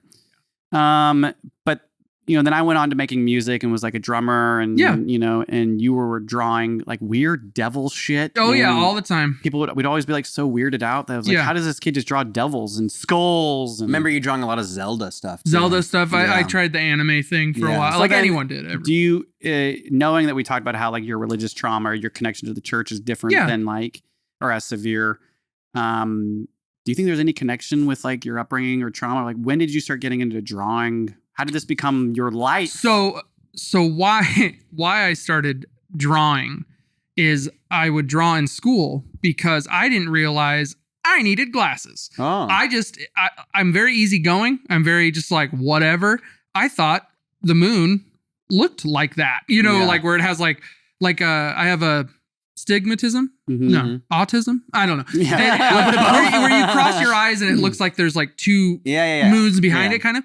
And I was like, that's how it looks. And so the reason I got good at drawing is because I couldn't see the board. So I got bored and I would just start sketching. I'd flip that homework over and just start sketching because I was like, whatever, dude. You're like, they're just hubbling them and jubbling over here. I don't know what the fuck that shit is. And then like, I go to get my driver's permit and the lady's like, read the letters above my head. And I was like, what letters? And she goes, come with me. And she goes, stick your face in this thing. And it looked like something out of like Total Recall. Like I like put my face in it and she's like, which line is clear to you? I was all, the bottom one. And she's like, she looks at my mom and she goes, he needs glasses. He's blind. And, and my mom cried the entire way home. Oh, wow. I'm a girl. I don't know that you know. And I was like, Mom, how would I know different? She was like, she thought she was being a bad mother. Terrible. This is a big difference in our upbringing. Oh yeah. She was like, I can't believe it. I'm so sorry. Our example would be like, they were wrong. They don't know what they're talking about. Funny. You're not blind. Oh, interesting. No, and and then here's the kicker. I go and get my glasses, get fitted. The next day is Halloween at school. I wear glasses. The next day I wear glasses. The next day I wear glasses. This chick in my health class just looks at me and goes, you can take those fucking things off now. It's not Halloween. And, you take it off. I'm sorry. And I just remember being like, okay, Stephanie, you fucking bitch. I'm blind. She was like, sorry. Like, how much of a shocker was it to get glasses? Oh, dude, it was like going from fucking Betamax to fucking Blu-ray, dude. I was all, I literally said, you can see individual leaves in the tree? What the fuck? So what, till you're 15? Yeah, 16. Wow. I had no idea. Like if I take them off, so really, I can't really see your face. All our growing up. Oh yeah, I was blind. Like, really? I had to go back and rewatch Snatch, and I didn't realize it wasn't a porno. No, I'm just like, it is a porno. By the way, I'm just like, no. It was kind of cool to be like, oh, you can actually see like the individual panels on the X-wings. Yeah, like I just thought it was gray. Like I couldn't see detail. Wow. So it's funny that you'd be like, you remembering all this detail. It's like I'm fucking blind. Yeah. No, but so it was kind of cool. I kind of got 2 lives. I got to go watch everything. You got a blind life and now you see. Well, and I think that's why I liked going to the movies so much because it was so big. I could actually see what the fuck was going on. Oh, interesting. And so I got the glasses and then I was like, fuck drawing. No, I'm just kidding. I kept drawing because I was like, what ended up happening is I can listen and draw. And you could be like, what was I talking about? And I'd be like, you're talking about osmosis, blah, blah, blah. Like there's something about like listening and drawing I can learn. I don't know what I did. So it's a big trait of ADHD and ADD. Yeah, I probably have it. Yeah. So, and the other thing that I like about drawing is because I was focused on it, the noise in my head would quiet down. my head normally feels like there's about 8 radio stations on. Like, like right now, we're on this podcast, and I'm literally thinking about Lord of the Rings. Yeah. I'm thinking about what we're having for you're dinner. In good company. Yeah. You're in very good company. So also, when I smoked weed and it went, and I was like, I can just watch American Dad and think about American Dad. This is why, as a kid, I was smoking. I was like, yes, dude. Yeah. So when I draw, it's like a natural focus. Yeah, like it's totally. like, and that's why I chase tattooing. Cause like, if I'm not thinking about that, which is permanent on someone's skin, I'll fuck it up. So it's what it is it's quieting my brain, and I'm able to just laser focus. It's like a force to be present. Yes. Yeah. And I'm very in it, and I'm just in it to win it. And I want it. And I'm chasing perfection. There's a saying, there's no such thing as a perfect tattoo. But God damn it, I'm trying to make one. Like, God damn it, I'm trying. These are pretty perfect. Yeah, thank you, man. And I'm very happy. My clients are happy. I worked at a tattoo shop for a long time, built a clientele, was able to open my own shop with my wife. Yeah, it's a dream. And, what a dream. Well, I suffered. I was getting angry about that thing where it's like, oh, cool, I have to work a job and pay bills for a family I never get to see. Like, what the fuck is this? Like, first of all, whoever made that game, I'm going to punch you in the mouth. Yeah. Like, you fucking suck. Yeah. Like, you suck ass. True. So I was like, Heather. Well, and what was cool is Heather also came home one day from working at Starbucks, and she was like, we're slaves. We're slaves, dude. Yeah. And I was like, oh, welcome to the party. Yeah. Yes, you now know what we've all been doing. Yeah. And she goes, if I'm going to be a slave to this taxpayer bullshit, I'm going to do it what I want to do. Yeah. And she did permanent makeup. So she's doing her thing, I'm doing my thing. And then it was like, we're under the same business license. Now we're saving money by being under the same roof. Wow. And now Heather's best friend, who she learned how to come from, is now coming in and working with us. Wow. So like the shop is like expanding. Oh, wow. So it's like a tattoo shop and a makeup shop at the same time? It's a tattoo shop and permanent makeup, which are tattoos. Like, so they can like lip blush, and they can do your eyebrows. They can do faux freckles. And then also like Crystal does like small tattoos, like little like crescent moons and shit, like stuff. It's like you're gonna make an appointment for that. Like, I'm not that I'm like, I'm so big and blah, blah, blah. Like, I'll do them. I don't care. I love them all. But it's like some people, those are kind of like walk-ins, you know, like they're like trying to get something quick, and it's like, especially if you're doing art, if you're doing pieces on people that take like 8 total days. Yeah. Right. And then someone comes in like, can I get a quarter maybe behind my ear? Yeah. It's like, kind of like, we're gonna have you. Yeah. Crystal. Yeah. Crystal's all about it. And then now also Heather wants to apprentice under me. Like, I want to teach her. Yeah, cool. Dude. So she's going to be my she's going to be like my little tattooed mama. And she, it's funny. She's like, I want to apprentice under you. And I was like, cool, take out my trash. She's like, take out your own fucking trash. I was like, you're a terrible apprentice. You're fucking terrible. It'll never work. Get the fuck out of here. And she's like, fuck you, dude. She's like, I've been putting up with your, she's like, I've been putting up with your shit for 14 fucking years. You need to smoke this joint. Oh, dude. You know how she looked at me when I was having a panic attack? She was like this, you just need to kill it. You just chill, bro. Yeah. And I was like, if you talk to me like Matthew McConaughey one more time, I'm going to fucking flip, dude. Because she was just like, I'm fucking, you know. Well, yeah. This artwork is beautiful. Thank you. Zach shares, and I share the same, like, so perfectionism, right? We talk a lot about perfectionism with the church. Oh, sure. Especially with like, our parents are pretty perfect in the ways that they were like leaders in it. So much, some of our guests, there's like this classic, a lot of like connection with this idea of needing to be perfect, especially when you're coming out of the church. People tend to live these perfect lives, right? Sure. There's no real room to fault. No, right. Because that's sinful.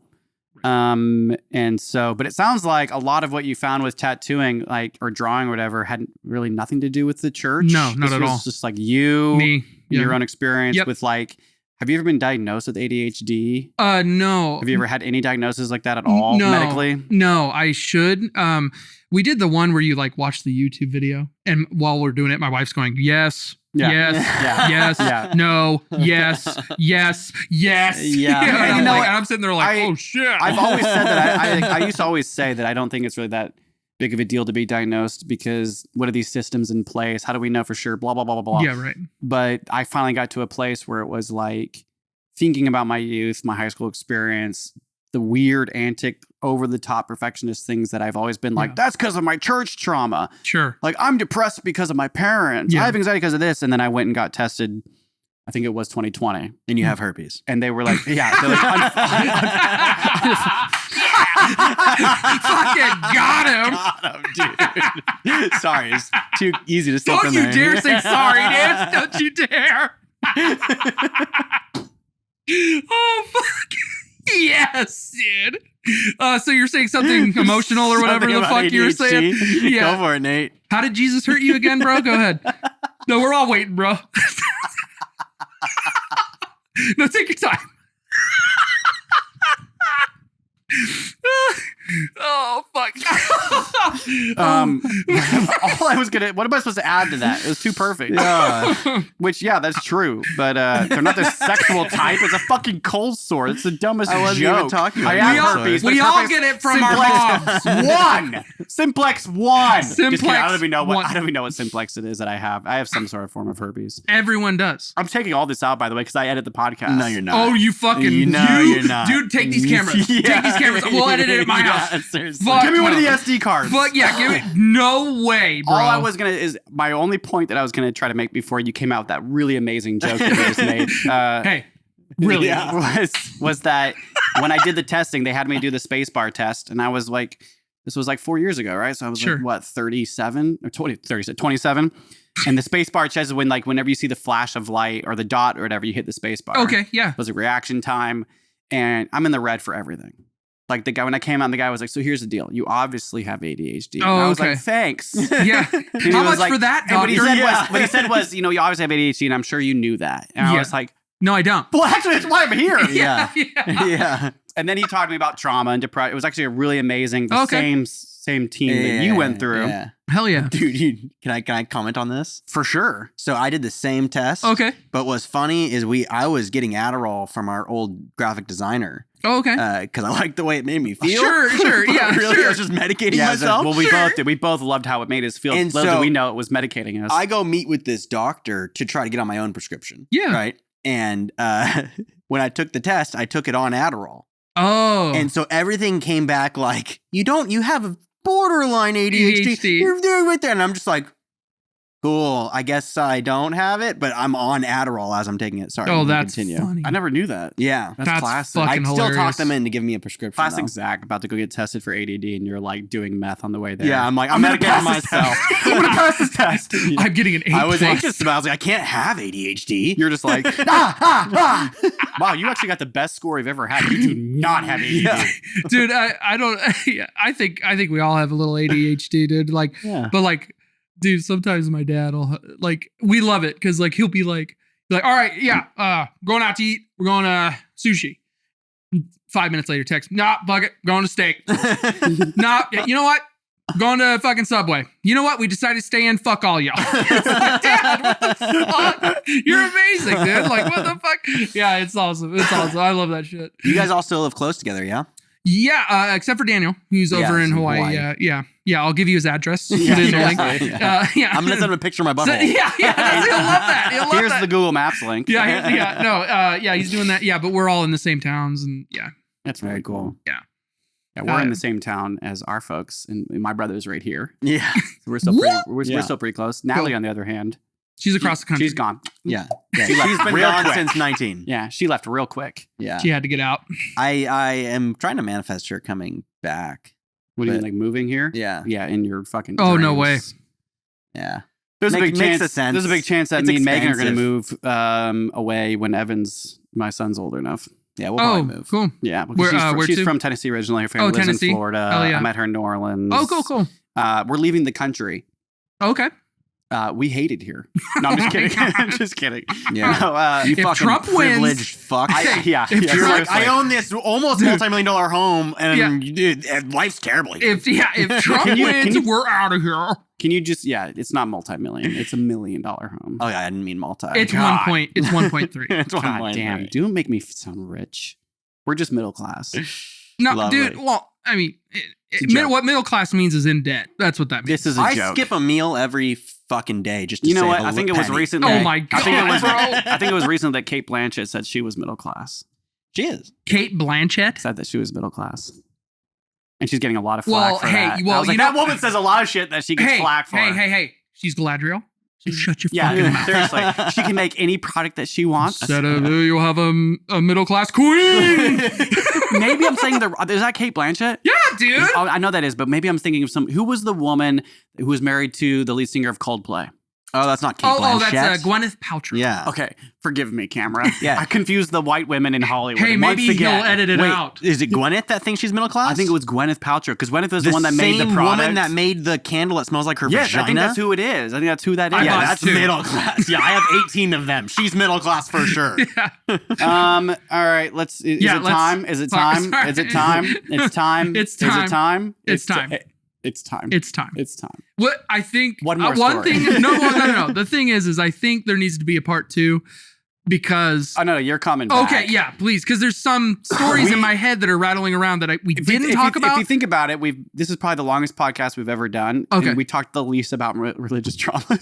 Well, we were actually talking about it outside when you were going pee-pee in the household. This is the third time we've talked about pee-pee on this cat. I used the litter box. Yeah. This is our new kitten. I peed on the cat. Yeah. How was Jordan? He took a shit in our kitten's litter box. Hey, what? No. I took a shit in the litter box and turned up your thermostat to 92 and left. the dog's just in there. Oh, God. Took your refrigerator door off. Yeah. And I ate your ramen. Yeah. Anyway. Dude. No more cup of noodles. No, I was saying that it's nice to have a podcast for us or just more of like one that's not so harsh. Yeah. And there's something about having someone that from our childhood we can all just shoot the shit. Yeah, dude, because like I said it so many times, like we take this so seriously. Mm-hmm. But I think that one of the responses that Zach and I for each other have experienced just literally having so much animosity in our relationship most of our lives and getting in the most brutal fights ever, drunk and whatever with each other. Oh, you guys like throw hands? Oh, yeah. Couple times. Bro, that sucks. I mean, I don't have to bring up more and more, but Zach shattered his hand in 8 different places punching a brick wall. I saw posts. Our trauma came out in a weird way. Yeah. How many shows when we were DJs together? Did you break your hand punching his rock hard abs? When he refers to that brick wall, is he talking about this washboard, Sonny? No, dude, I legit punched a brick wall. I punched a brick wall at a bar because of me. Because of Nate. Yeah, it wasn't because of me. We know how to push each other's buttons. Sure. And we drank a lot. Mm-hmm. And I was legit, like if I told you how much I drank that night, you'd be like, and you lived? Oh shit. Like we would drink a lot. We raged. And so I was like coming back from a blackout. Ooh. It was like 3 a.m. and he just said the right things. And I reacted the right way to make it worse. Then he said the more right things. Then I was like, fuck you. And as I was leaving the bar, I'm like, I just got to hit something. I'm going to hit this wall. And it was just the worst choice you can make. It's like, I heard it. I was walking to go get a lift or an Uber, and I literally heard like a... Yeah. No pain. Yeah, no I heard pain. it. No, dude. Because I heard a security guard No, everyone something. Else knew I hurt myself. I was so in shock at that point. Because the second I hit, it was like shattered and my pinkies were down here. And I didn't even realize it, dude. And so I'm sitting outside on this wall just so infuriated with Nate. And my boy Adam comes out and he's like, sober can be. He's like, Zach, that was really dumb. Yeah. And I was like, yeah, man, I don't know why I did that. He's like, no. Yeah, look at your hand, dude. And I looked at it and I was like, oh my God. I was like, what have I done? Yeah. And then you came out furious. He's like, why would you? And I'm like, Nate, take me to the hospital. And everything ended at that point. You're like, okay, it let's was go. funny because like we hated each other. And there's like, oh, Nathan's not going to get another one of their fights. So all their friends were like, would freak out. Yeah. Oh, and then I come back. Zach's actually hurt. And he's sitting on the ground. And he's like, Nate. And I'm like, let's go. Oh, yeah, let's go. Yeah. Time to get into it. I take him to the ER. I have video from all of that. Yeah. Little, then there's our father, who that unconditional love is there. Yeah. He shows up at the ER. I have him on camera from that night too. Cool. Yeah. And he's just like, the boys are fighting again. Yeah, the boys are fighting. We did fight a lot back then. Luckily, since alcohol has kind of been taken out, we don't fight as much. Yeah, I wouldn't. It's been completely taken out from me. Yeah. I had a really hard time with anger most of my life until I fucking dealt with it, like started to deal with it like 4 years ago. I mean, with my wife, the second or third fight that we had where, like none of us are perfect. Yeah. Her and I used to rage like crazy together. We'd black out, have a blast. And it was like 1 out of 10 times I'd lose my mind. Yeah. And some anger would come out, some insecurity. Nobody understands me. Yeah. Everyone's against me. The world is against me. Right. And this victimized, deep-seated anger that's never been truly dealt with would come out. You feel like you're wrapped in like caution tape. Yeah. Just my past trauma from Jordan Dolby would come out. Like, gave me a swirly. All right, everybody. See ya. Yeah. It's like I'm drowning and being waterboarded while being tape. It's all about love. Yeah, it's all about love. Love everybody. Okay, love it. Love. I hate to be so cliche, but literally my wife looked at me one time and was like, I'm going to leave this house right now. Mm-hmm. And if you don't get your shit together, I'm leaving you, but I will be back. Mm-hmm. And it was like, rare people do that where they're like, you're an asshole. Mm-hmm. You have issues, but I love you more than that. Mm-hmm. So there's like chances that I'm going to give you to figure this out because I know you're just a person. Yeah. And so my wife was kind of an example of like, I'm not going to abandon you. Yeah. But you need to have some time alone to think about what you've done. Yeah. And then she came back and it was during that you were over that day. And I like was like, I have to figure my shit out immediately. Like today. Or this potential awesome life that I'm trying to build is going to be fail. gone. Yeah. Yeah. Yeah. And so that's why I'm sober from alcohol. I miss having a drink here and there, but it's like 2.5 years now since I've had a sip of liquor. Yeah. Yeah. And so I'm so far removed from it. It's just kind of like, yeah, no. It's gone. I've never liked the way it's gone. Feel. Yeah. Never once. It just seems like you didn't deal too much with the substance part of life. No, didn't. Yeah. Yeah. Well, you should You start went for smoking a lot more weed. Yeah. Yeah, it seems like it does you really well. As long as it's indica. You're like what I experienced. Like Zach was saying, everyone has to experience their own version of that. And it was like, I was like 16 when I like did edibles and smoked and was like. He went through all of that at a very young age. See, now knowing like going through it, knowing it was illegal, there's no way I would have enjoyed. Like, see, no, it's like I'm in my house. There's my wife. Yeah. My son's in bed. We're watching Love on the Spectrum. Yeah. Like, dude, let's get fucking high. Yeah. Like, it was all good. Yeah. But if it was like I'm 17, I had to get it from some dude, and like it's shady, I would have been like, Jesus doesn't like this. Yeah. You know what I mean? Like I guess in my head, I'm like, I'm not doing anything wrong. Yeah. You know what I mean? You can call the fire department and they're like, you'll be fine. Yeah. Like, and they're not going to be now. like, call the police. We have a drug dealer. Yeah, exactly. And that's how it was I was arrested 3 times for smoking weed before it was legal. You were arrested? Arrested 3 times. Arrested. Yeah. I was put in the back Do you of have a a cop mugshot? Because I was never, I guess let me rephrase this. Being a white male, they always let you go. Oh, yeah. Okay. That's called privilege, baby. Well, as long as did you have to give up the weed? No, because we'd always throw it and they'd smell it and they'd be like, here's the deal, buddies. You got to get your life. They'd be like, we're gonna let you guys go with, Also, we're not gonna look under the car. Being at PK, you could use the pastor's kid card. Oh, Cops did like pastor's kids. Yeah. They're like, hey, my dad. The amount of privilege I had in my life and with like cop shit, but I enjoyed that. Like what you're saying is like you like were like, dude, if this is not safe, if this isn't okay, I'm not doing it. Yeah, right. I was the type that was like, you're telling me that's dangerous and against the law. Oh yeah, no. And my parents think it's of the devil. No. Let's give me some of that. No, put it on a stick. No, right. No. Yeah. I was polar opposite. That got me. Polar opposite. That like that mentality for me got me into, and I've said this again so much on the cast, is that that's the only way I knew how to break free from this like way of thinking. Sure. Yeah. Was like, okay, anything out of black and white's evil and wrong and scary. Right. So I got to do it to like learn it. So there's like plenty of sexual trauma because of those decisions. Plenty of doing psychedelics as a 17-year-old or a 16-year-old isn't always the safest option when you have religious trauma or anxiety, depression, or ADHD, and all of a sudden you do shrooms or acid, and then you're like, your anxiety's through there. You lose your mind. Yeah. And so then I had to like go through like all of these horrific experiences with that. Nathan used to tell me that he liked that feeling of anxiety because it made him feel alive. Yeah. Oh yeah. See, I feel alive enough. I want to feel dead. Oh dude. Yeah. No. Like that's what I'm saying. Like anytime people are like talk about uppers and stuff, I'm like, fuck that. Yeah. Like take some of my blood. It's probably cocaine. Like I'm up, dude. Like don't even trip about that. Yeah. No, I need cocaine's also like no matter like the I feel like I just got so lucky with my like teenaged self trying different things because cocaine was such a massively used substance in all of like everywhere in life. Everywhere you can find cocaine of any age. Yeah. Depending on the party scene. Yeah.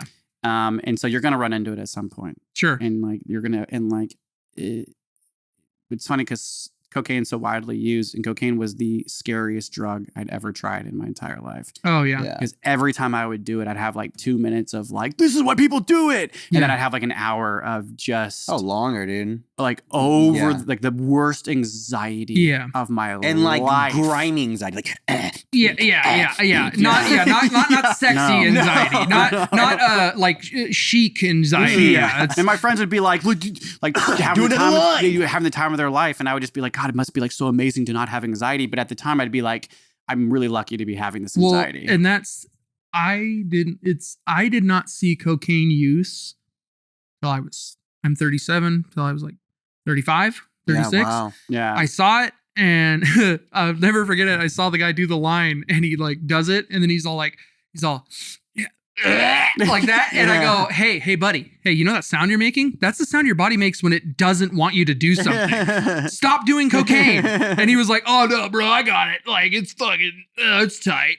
And I was like, it's not. Like, no, like, do you want some? Fuck no. Like, no, dude. No, I'm fucking good. Yeah. Yeah, I was like, that kind of stuff. Like I think my mom and dad worried about like getting into the tattoo scene. Like, you know, those things would be readily available. Like you walk into the tattoo shop, do a line, do a tattoo. Yeah.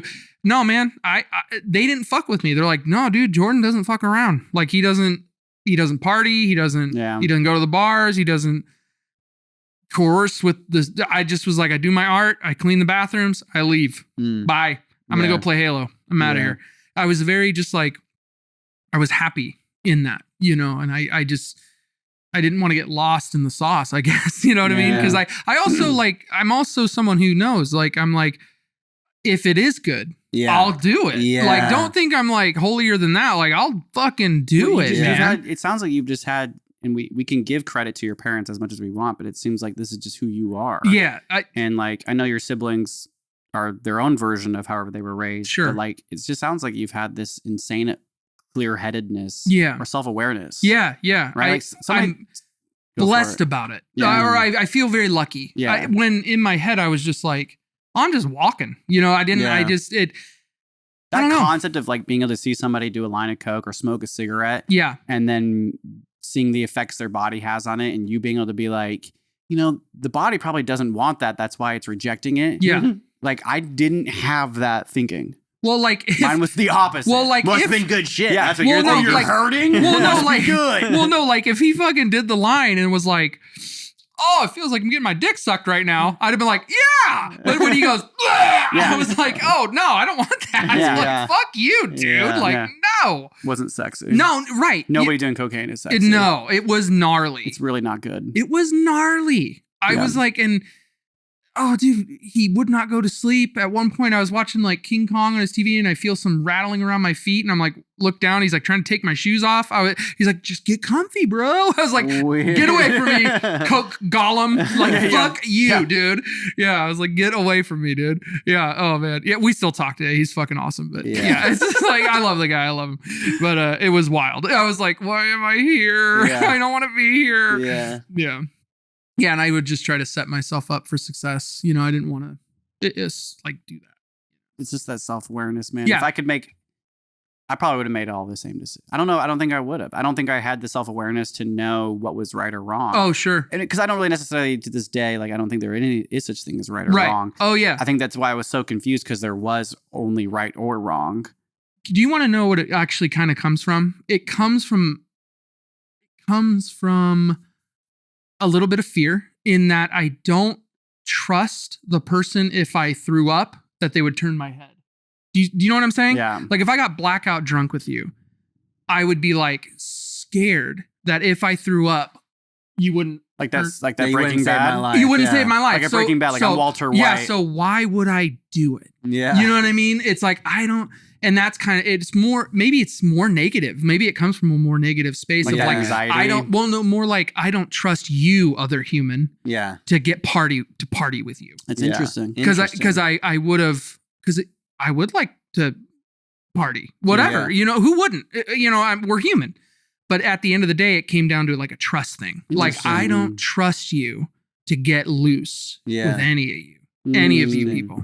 Yeah. And I hope that doesn't come from a part of like, you know, being Christian and being like, I'm always right, you know. Or so now we're into the trauma. Everyone else is evil. Seriously. And that's what we call religious trauma. Yeah, no, Thank you for joining us today. We got it out of him. Yeah, He yeah. did the We got it. He got it. Yeah, no. That's short. You're just crying. I'm like, that's another episode of Mortal Kombat podcast. He's got trauma. The shortest episode is like 2 minutes long. Just 2 minutes long, dude. Oh, fuck. No, that's I think where it comes.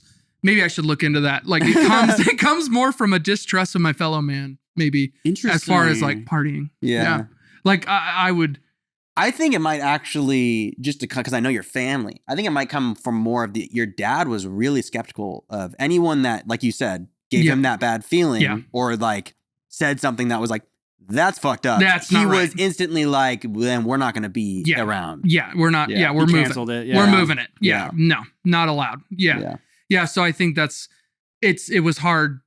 It was hard to be like, yeah, let's get high because you have my best intent in mind. Yeah. It's like, no, you're blitzed out of your mind. Like, how can you? You know what I mean? So it just, I could talk myself out of anything. Like when I first went to high school, they saw how big I was. They were like, bro, varsity, no problem. Yeah. You want to be on the team? And I was like, in my head, I was like, yeah, I'd be fucking sick. Except because I'm so big, some dude's going to hit me from the side and break my fucking leg because take down the giant. Yeah. So I talked myself out of it. So you're self-aware. I was like, no, fuck that shit. Yeah. You know, I don't trust them to be good sportsmen. You were too smart. Yeah. You were way too smart. Oh, and also I joined drama because, you know, you could hug girls and shit. Yeah. So, that's what we all joined drama. I was hoping for a kissing scene so bad.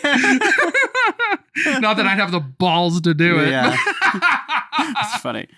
Oh, dude. Oh, fuck. I know we've gone so long. Maybe just make it 2 episodes. No, but there was this one chick. I'm going to lay it out here. I don't give a fuck. I'll tell you the most embarrassing story of my life.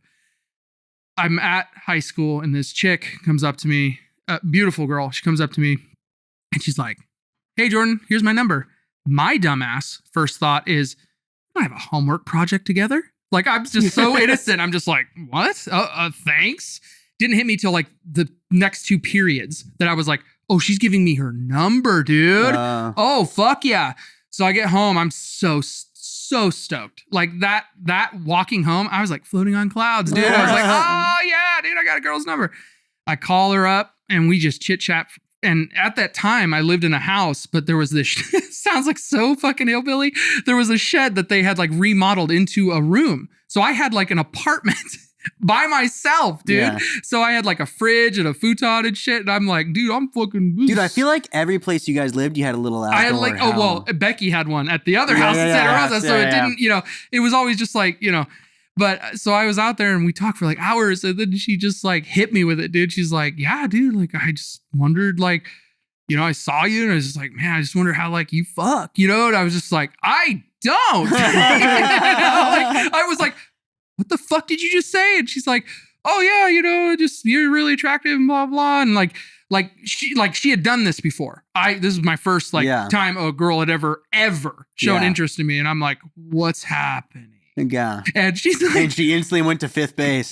She was DTF, you know, and she's like, how hard? Because I was like describing my room and how it was like separated from the house, dude. And I was like, oh shit, she probably thought like I was, oh fuck no. And she's like, oh, how hard would it be for me to sneak over? And at the time we lived at a dog kennel. I was like, super hard. There's dogs, spotlights, a helicopter. You'll never make it. And she's like, no, it'll be all right. I can get over there. And I was like, oh, you know what? I'm going to pull the ripcord. I'm going to say it. I'm a fucking virgin. Yeah. I was like, I'm going to embarrass myself so that I was ready to take the ridicule like over this situation. Yeah. I'm a virgin. I've kissed girls, you know, like playground shit, but never like really made out with a girl. I've never like gone down on a girl. And dude, she's like, baby, I'll teach you.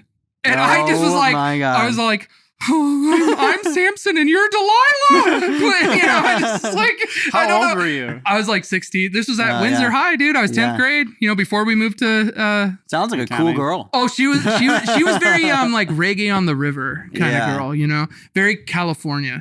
And I just I'll never, it's like such a weird experience to have, you know, and just be like, and you guys have talked about it because like growing up religious, you kind of don't know how to like navigate dating. Well, and there's also like a little bit of a fear of sex. A fear of sex. Well, But my fear of sex came from an idea of that was an adult thing that once you did it, you pay taxes. Like that's it, bro. It's like playing soldier in the backyard is over. You're done. You're done, motherfucker. So I was like, I don't want it. Like I see how hard my parents work. I saw how your parents work. I was like, I don't want any part of this adult fucking life. Yeah. So I held out. I was a late bloomer, dude. I didn't lose it till 19, bro. I was like fucking way I lost mine at 16 or 17. I think it was 16. I lost mine at 11. Yeah. What was his name? And here, David. Zach has a special trauma for us that he's been holding out for 76 episodes. This brought to you by Blue Chew. Hey guys, have you ever tried to molest a kid? No, we're all joking here because literally on our podcast, we recently had a guest on that came clean about sexual abuse in Calvary Chapel, and you can pause this right now because if you're here for too long, go check out that episode. It's way shorter than this one. No, a little more direct. Fucking anyway, I know we got to wrap up, but that, and I just pulled the ripcord and she hit me with, baby, I'm going to teach you. And I don't even remember. Did she teach you? No. Fuck no. You didn't let her. Fuck no. Yeah. Fuck no, you dude. Went running. Oh, dude. Yeah. I was like, literally like, I was like, nope, she's going to kill me. I'm going to get my eyes cut out. I'm Samson. Like, no fucking way, dude. And that's just, and luckily we moved to Lake County like 2 months later. Yeah. So I just fucking was like, avoiding the fuck out of her. Oh man. Yeah, dude. Oh, dude. And anytime we like made eye contact, she would just give me the biggest smile, She's so sweet, But I was like, you're trying to destroy me. No, I'm just kidding. But it makes you wonder if that's a little religious trauma too from your past. I think, I think it's my fucking fault for not being like, yo, dad, how do I fucking date? You know what I mean? Because I did that and that didn't go well. I never asked. I never asked. You wouldn't have known if you didn't. You're right. I definitely didn't ask either. Yeah. Did you ask, Dad, how you date? Like how you talk to girls, how you do all that stuff? I think that we'll just, if we're relate me compared to like you, because I know your past and now hearing yours, I mean, girls were on my mind and boys, right? I just didn't really know. I like didn't think. I didn't, gay. Sorry, cannot laugh.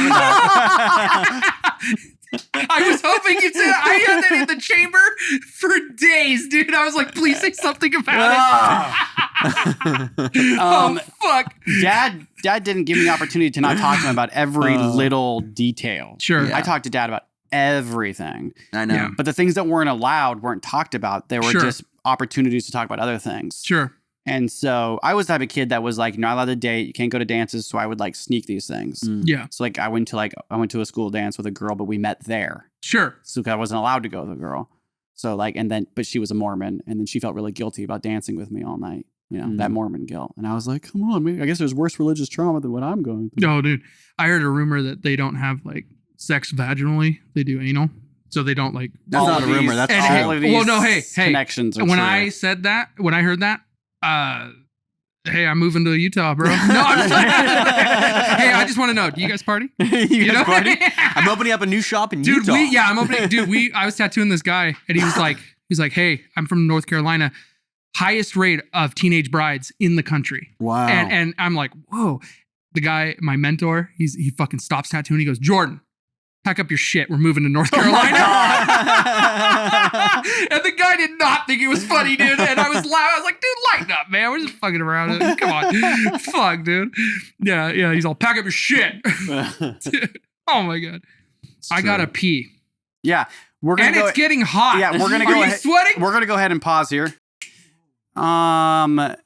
Jesus. We're back, and why are you here? Oh my God, brotherly love, dude. Let's just jump into it. Let's go over to the game cam. I almost kissed you. Game cam.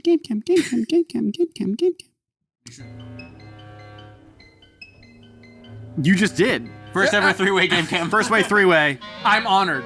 Here on the World Comic Podcast, we believe in connecting with your inner child. And so what we used to do as kids, and we used to go to church all the time after church, was play Mario Kart. So that's what we do here on the Mortal Kombat Podcast. Mm-hmm. We've never played with a guest. And so one of video games. Yeah.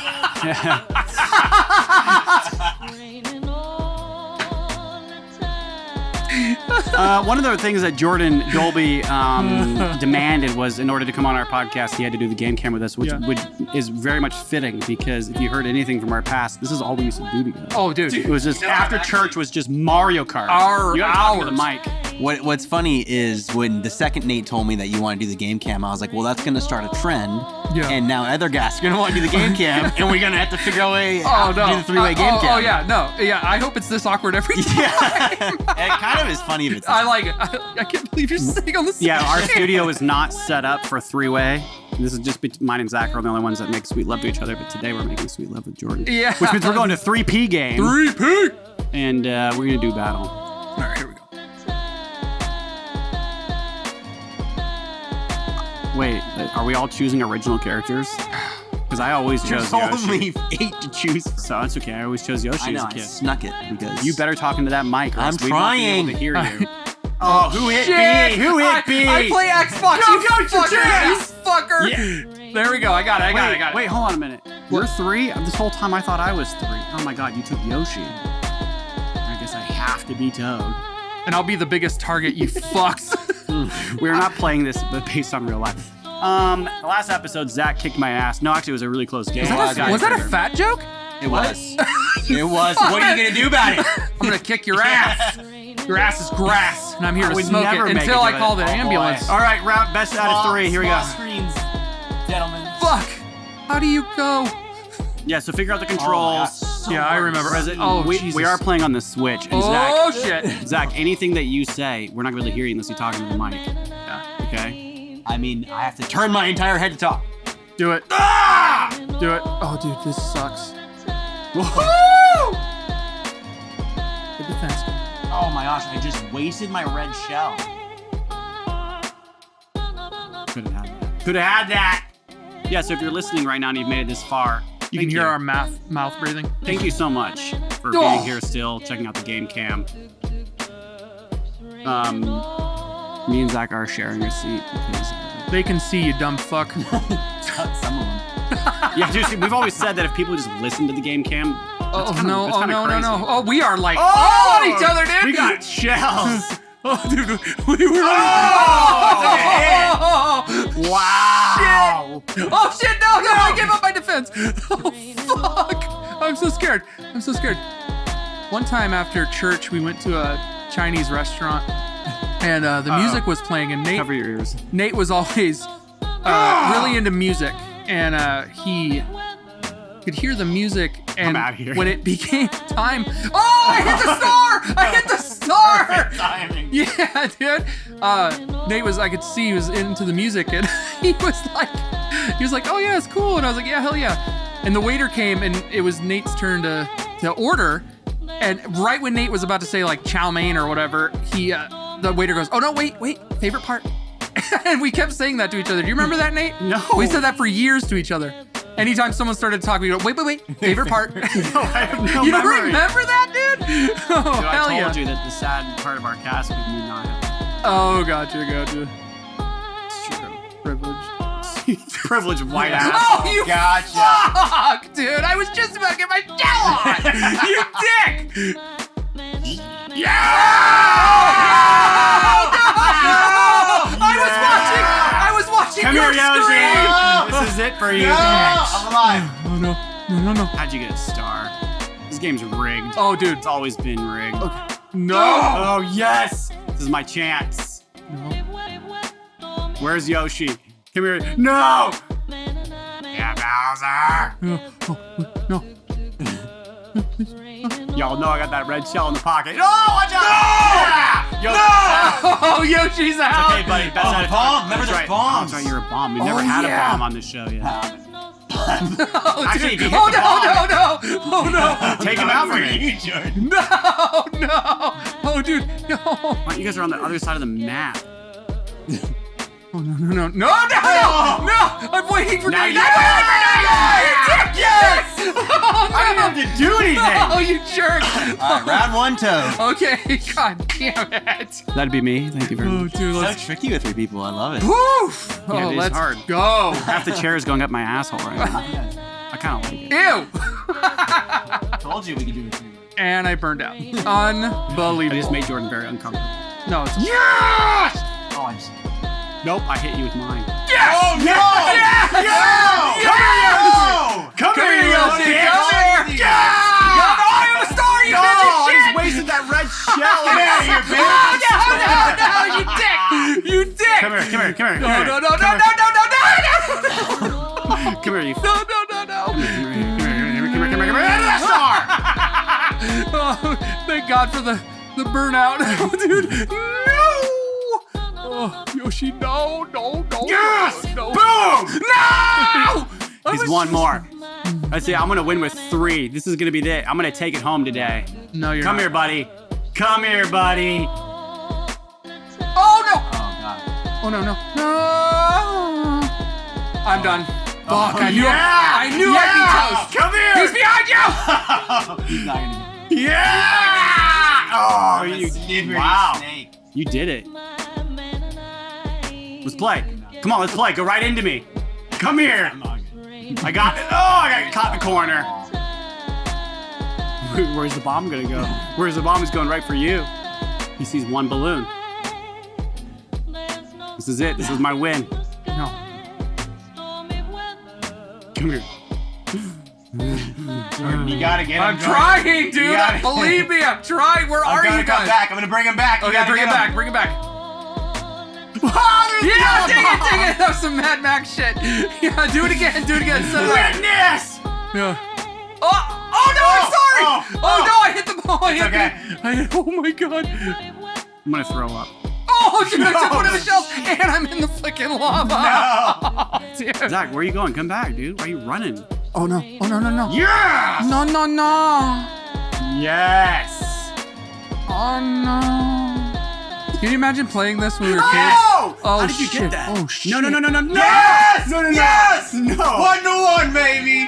No! Oh, Shit! shit. All right. Oh, dude. High five. Yeah. Well played. That's my first Dude, high five dude, of the cast. Hell yeah, dude. Holy shit. Oh, Well, that was the win. That's the win. He Zach, swept us. Let's Yeah. finish the cast. Go hop in Jordan's chair. Okay. Are your eyes burning? Yeah, it's hot as fuck in here. No, it's because whenever we play, we feel like because we look at the TV so intensely because we get so into it, Oh, yeah. we never blink. Oh, gotcha. So we're like, eyes are always bloodshot watering. Like, Nice. oh, wow, dude, look at I that love score. This chair. Look Is at it that. nice? You were like, this is a nice chair. I'm like, this is a nice It is fucking a nice chair. dude. Yeah. This is what I need for my studio. Oh, dude, I spend a lot of time sitting and drawing, dude. I gotta Yeah. have a good chair. This yeah. is chill. That was really fun, Zach. I That- really liked playing with you, man. Oh, Anyways, yeah. No problem, bro. And thanks for. There's another great episode with you, brother. Thank you. You know, you got really straight lines. Yeah. I'm pretty straight. Pretty straight. Uh, Oh, shit. How do you end something so great? you don't. You don't. I don't know how to end this. Roll the I'm happy that I won. You just say, roll well, the that's credits. that. That's it. Yeah. You just go, let's get a pizza, I guess. I don't know. He doesn't eat pizza.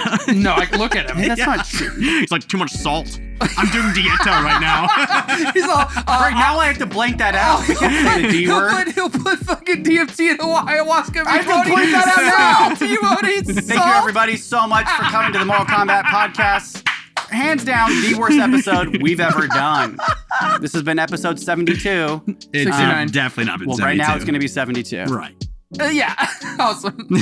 Thank you guys Yeah, so much. thanks, No, thanks, you guys, everybody. Jordan, I love you. Yeah, Thank you for man. being Love here. you, It's Zach. so much fun. Yeah, You will be our return guest. Oh, I would Yeah. love to do it Yeah. again. You It was- really don't have a choice. No, I'm coming back. Yeah. Yeah. Well, because that can't happen again. You know I'm gonna fucking. that too. Yeah. That you. That That's was bad, bro. unacceptable. That's We didn't even win one. Dude. He just wiped us. I think if you rewind this and look back at it, you'll probably see me biting my bottom lip. I was very focused. I know. You really wanted to win, dude.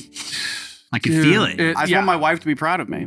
She's not. She's not. No, she will be proud of me. She says, "That wasn't enough. Lose the game cam. What's the point?" She's like, "Marriage is over if you keep losing that game cam." She did say that. I don't want you losing to your brother anymore. I was like, I totally agree, babe. I totally agree. You're all noted. Noted. Love you too, hon. Anyways, thank you everybody for being here. Yeah, thanks everyone. Podcast. Jordan, we love you. Yeah, love you, Jordan. Too, good luck out there. Always. I don't really need it, but I don't believe in it. But no, I'm just, of course. Yeah, thank you, dude. Yeah. Thank you, everybody. We'll see you next time. Bye-bye. No, that's wonderful. I love it. Bye. Oh, shit, That's guys. too good. That's so good, girl. Oh, my God. That's a wrap. What'd you guys think? Was it all right?